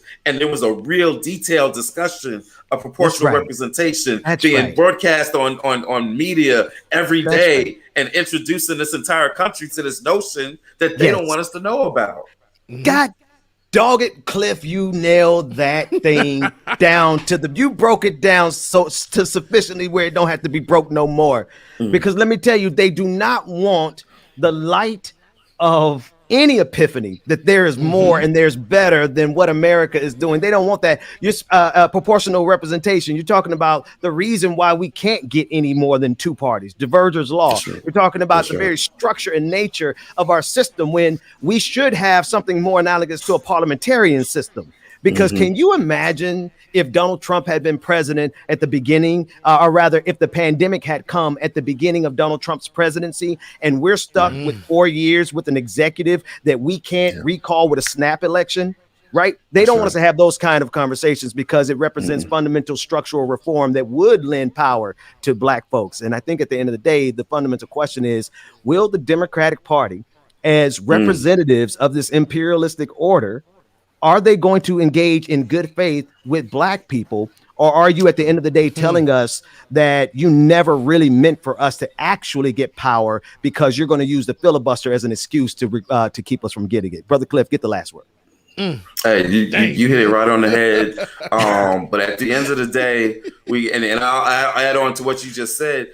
Manchin and Sinema, as much as we got to push back against them, there's not been enough discussion around how it's not just them. You got a bunch of other senators that are basically using them as cover, right? And so this ain't just a Manchin Sinema problem. This is a Democratic Senate problem. This is a Democratic White House problem. This is a Democratic Party problem. And that's not to excuse the Republicans. People sometimes say, "Oh, why are you letting the Republicans off the hook?" We're not letting them off the hook. We know who they are. Right. They too busy with dewormer. Bro, they too busy crapping out their intestines because of this dewormer. We can't talk to them. That's right. Cliff, That's right. That's Cliff, right. your podcast, your new podcast, Black Power Revisited. Where can people get the first couple of episodes of that? Yeah, you can check me out. I got the links on my Twitter. Go to Cliff_notes, and you can get the links there. You can go to the link tree there. You go to my website, CliffAlbright.com, and you can get the links to the podcast as well as some videos and the video that you were just showing and some other videos as well. And so go to CliffAlbright.com. Check me out on Twitter, Cliff_notes, and you can check out the podcast, which will soon be featuring none other than Benjamin Dixon. Yes, indeed. And that's why I like the podcast format, because we could just run on and on and on and on as long as our heart's content. But we're out of time this morning, and thank you, brother, for being willing to come here, because you stay on those streets and you're causing good trouble, man. So we want to continue to support you in any way we can. Brother Cliff Albright, co-founder of Black Voters Matter, DJ Exclusive. Take us to a quick break. When we come back, we're going to close it out with just some Black joy. We'll be right back after this. Appreciate you, Cliff. Thank you so much, sir. Y'all make sure y'all stay tuned. We're going to wrap up real quick. I ain't going to tell you. We'll see. I'm feeling the Mashana now. Hey, man, make sure that y'all hit that like button, y'all. If you have not already, if you have not become a patron already, patreon.com/likeitOrNot, patreon.com/likeitOrNot, like it or not, and become a patron today. I can't talk, I can't drink my coffee. Jesus! My Tuesday is becoming a Monday, and my Monday is becoming a Tuesday. It's like the snozberries tastes like snozberries. And man, make sure that y'all stay tuned and hit that like button, man. Shout out to everybody on YouTube, Twitch, Twitter, Facebook, wherever you're streaming from, man. Good morning to you, and stay tuned. Come on, man. Tryna block my blessing, but no need for comparisons. What's from me won't be from me. Yeah, I'ma go. Justice, good morning, Justice. But pay me what you owe me for. I make what you've been saying about me true. Tell them I need my money right now. Brought me the juice, they stole out my crown. Sorry. Every time I hear the song, I think about, it's my money and I want it now. I'm gonna recoup it. Don't waste my loyalty. I'll let you in back then because I forgot the name of that the dang on people. You ain't never been true to me. My intuition ain't never lied. I had to leave. Handle your business. Do what you think you need to do to get Tyler, thank you for your super chat. Tyler says, love Cliff. Appreciate all the love in here. Greatly appreciate you, Tyler, man. Why do melons have weddings? Why do melons have weddings? They cantaloupe. I'ma go through just to grow through. Pay me what you owe me for. David, I didn't put any in there. I did not, brother. I think I did, but I can't remember what it was. Y'all don't get it. Cantaloupe, can't elope, cantaloupe. No, okay, cool. Susan says, "Give me my money right now." 877 cash now. Man, why do y'all influence me? Y'all know I don't have no sense, man. Y'all know I ain't got no sense. All right, y'all. All right, welcome back to the screen. Mother from another brother from another mother. I told y'all I cannot talk today. Jesus. What's up, buddy? It's Ben. No, I'm not on a break, Benjamin. It's Ben and Benjamin. Ben and Ben. Come on over. What do you need? What's up? Is everything okay? Yeah, I want to tell you something funny. Okay, you have to tell me. Yes. I love it. Yes. Y'all go. So my time is coming to an end a little sooner than later. I'm gonna have to text message my beloved Jada to come and get who I'm calling. I'm starting affectionately to call chitterlings. Come get my chitterling. No, I'm joking. The chitterlings. The chitterlings, dude. What you saying? They stink? Actually, have you seen Tales from the Crypt? Oh, hell yeah. No, Tales from the Hood. Tales from the Hood. Oh, hell yeah. Hell yeah. Remember what he called the black dudes in it. Well, we can't say it on air. The little dolls. Yeah. Remember what he called them? See, that's kind of what I kind of call, my kids. Not. I'm trying to remember. I'll tell you in the after party. Did it start with a J? No, it starts with an N. You know. So we can't say it in public. You know. But I affectionately refer to my kids as my chitterlings. Your chitterlings. Chitterlings. There we go. They're my chitterlings. I don't like chitlins. I ain't gonna call them my chitlins because those things. Chitterlings are the because this is how. So obviously it's spelled chitterlings. That's how chitlins is spelled, right? Right. But I picked that up from Tyler Perry back when Madea would just say chitterlings, right? And so when I met my wife, we met at this HBCU roundup kind of happy hour thing that we were attending in. And I don't know, I just went with it. And I asked her if she liked chitterlings. And man, she started giggling so hard, bro. That's when I knew I was in there. So the rest is history. And you probably said it just like that. Do you like chitterlings? Yeah, I said it just like that. We were having fun. You see, what you got to do is you got to mix it up because they had trap. It's an HBC roundup, so you had everything from Frankie Beverly all the way to trap music or whatever was the analog of trap music back in 2008, right? And so you got to mix it up. You got to switch it up. So I decided, let me catch her off guard and be as proper as I could. And I said, do you like chitterlings? And yeah. Well, 10 years later in a pandemic, we got 3 kids. So it obviously worked. Clearly she liked chitterlings. And now we have our chitterlings. We got a clip. He says, so David saying we have, actually, no, the clip that I want, David, is the one of the mother who's making she just lost it. There is a clip. I know I wanted to close with Black Joy, but now we're talking about families. There's an unvaxxed mom lashing out at a judge who suspended her parental rights. Now we covered a portion of that during On the Clock with Georgia Ford, but I want to play that clip again because there's a little bit more from that I want to squeeze out of it because I just really cannot imagine something in political science that we call rational actors. I think it's clear that we're not dealing with rational actors anymore because not only have they suspended with their sense of self-preservation for themselves, they want the permission to be able to put their children's lives at risk and dare us to say anything about it. And as a result, a mother who only had partial custody of her 11-year-old child has lost custody, any custody rights because she refuses to get the vaccine.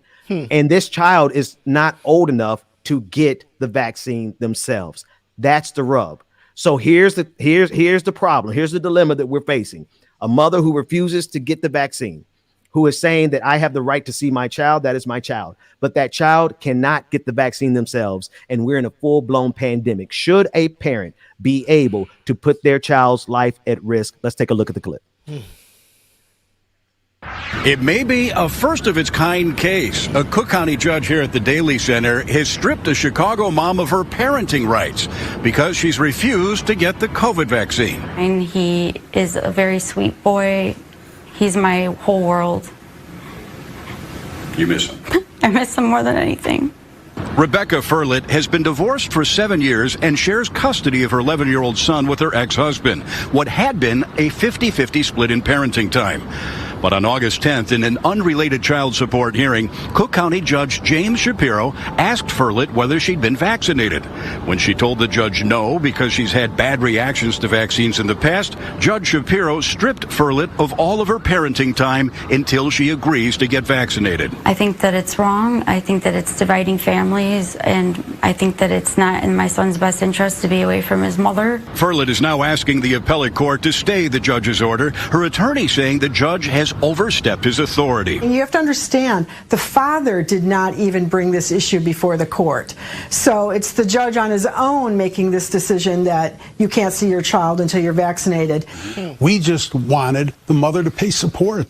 The father's attorney, Jeffrey Leving, says while they were surprised by the order, he believes the judge is making the right call, given the seriousness of the pandemic. And there are children that have died because of COVID.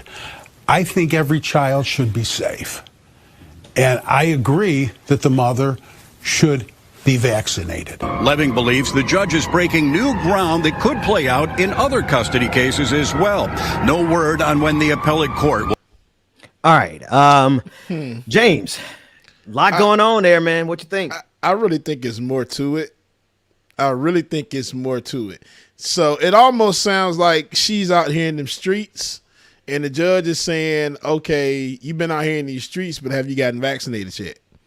Because it just seems like it's more to that. I don't see that the judge just going to say, are you vaccinated? And then strip her parental rights away. I really think it's some more stuff that's going on that James. nobody is saying, that because that makes no sense.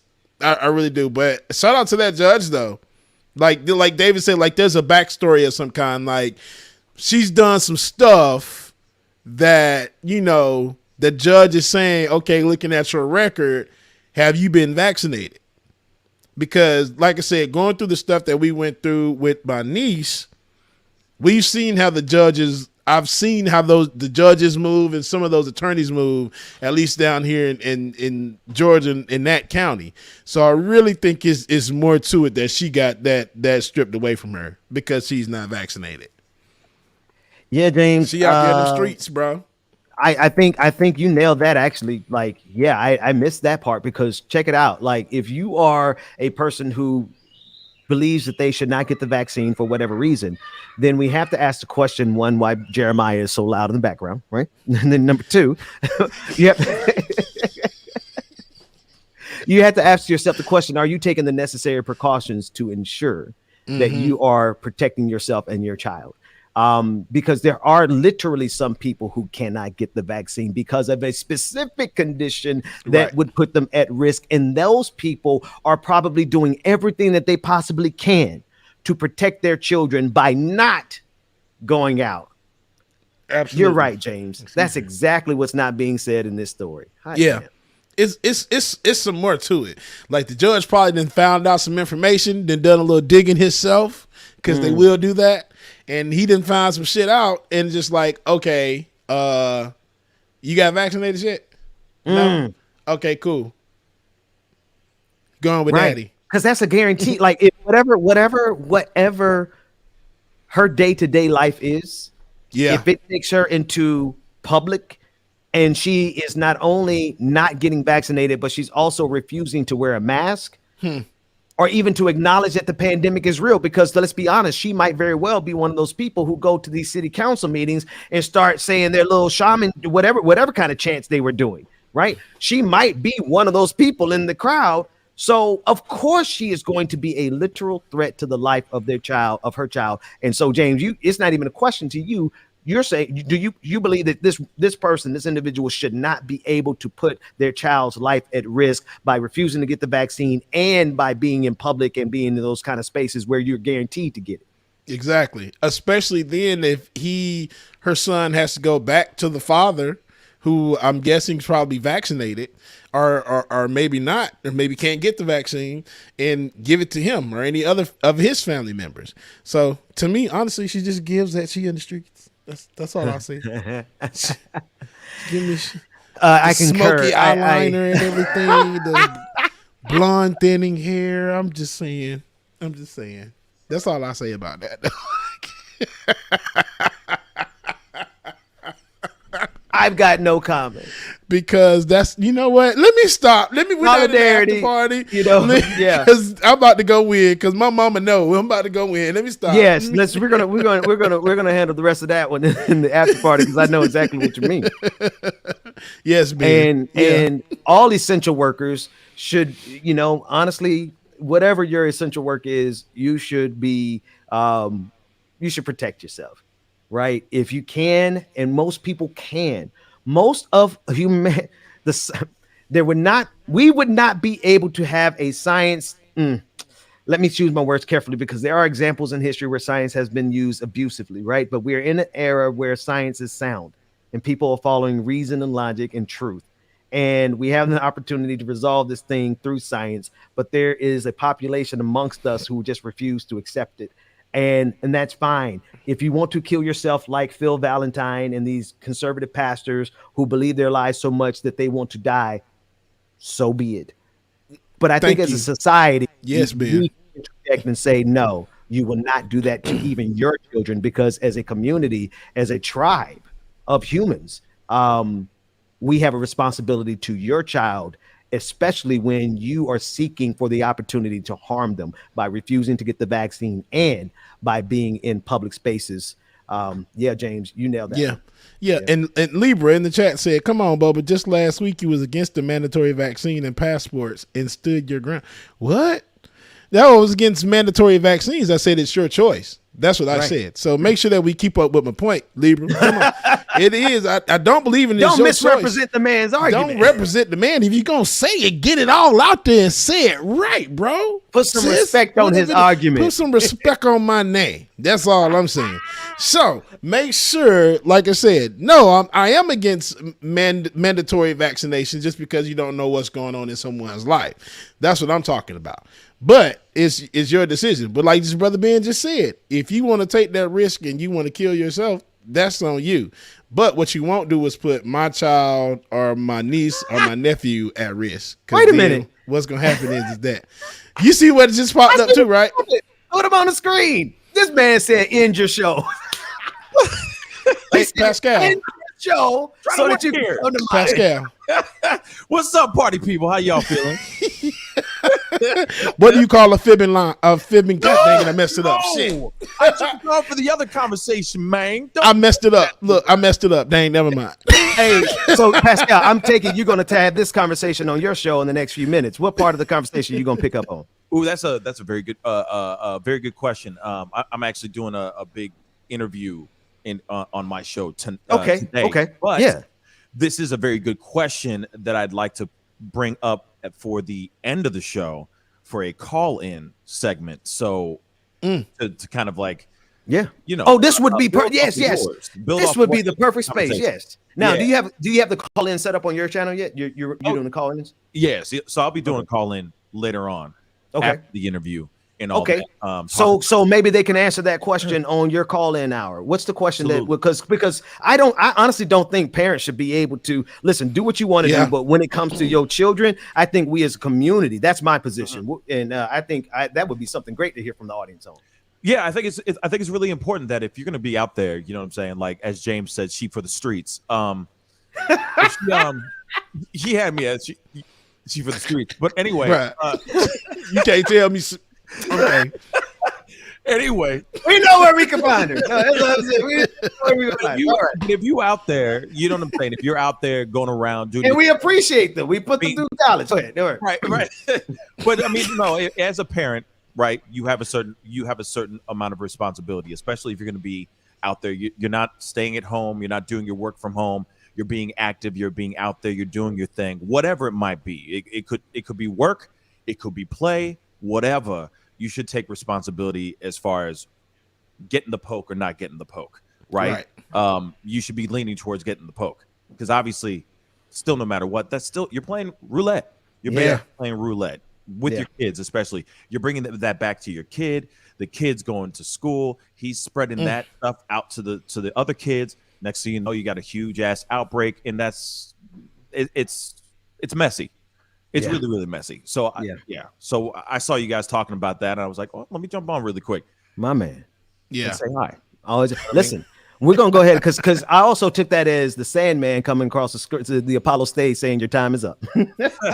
Because me and Pascal, we were talking about, listen, man, like we are supposed to end our show at 10 o'clock and then go behind the paywall for our patrons. And Pascal's show starts at 10 o'clock, but we be having so much fun, we just run over. Hey, there's nothing wrong with that. You know what I mean? That's why you guys have one of the best shows out here. You know what I'm saying? Hey, we trying to get on your level, you know. Flattery would get you everywhere, brother. Everywhere, bro. Well, with that said, wait, Pascal, before we go, and it might be too much to ask here, but I want to get because you be having some great content, man. I want you to send over your like a promo for your show and maybe the introduction to your show, because what I want to start doing is I want to end our show with the opening to your show so that we could do what we're supposed to do. We're going to go behind our paywall, patreon.com/like it or not. Yeah. And everyone else we want them to come over there and support you.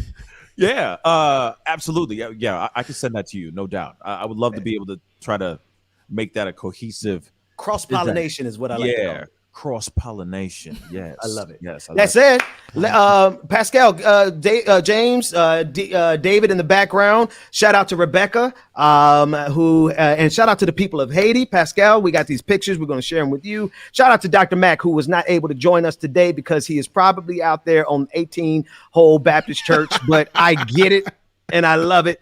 Georgia Ford on the clock and the entire team. James, take us out of here. And everybody go see Pascal. Real quick, Pascal. Yeah. No. What does a nosy pepper do? No, James. No. What does a nosy pepper do? What does a nosy pepper do? I don't know, man. It gets jalapeno business.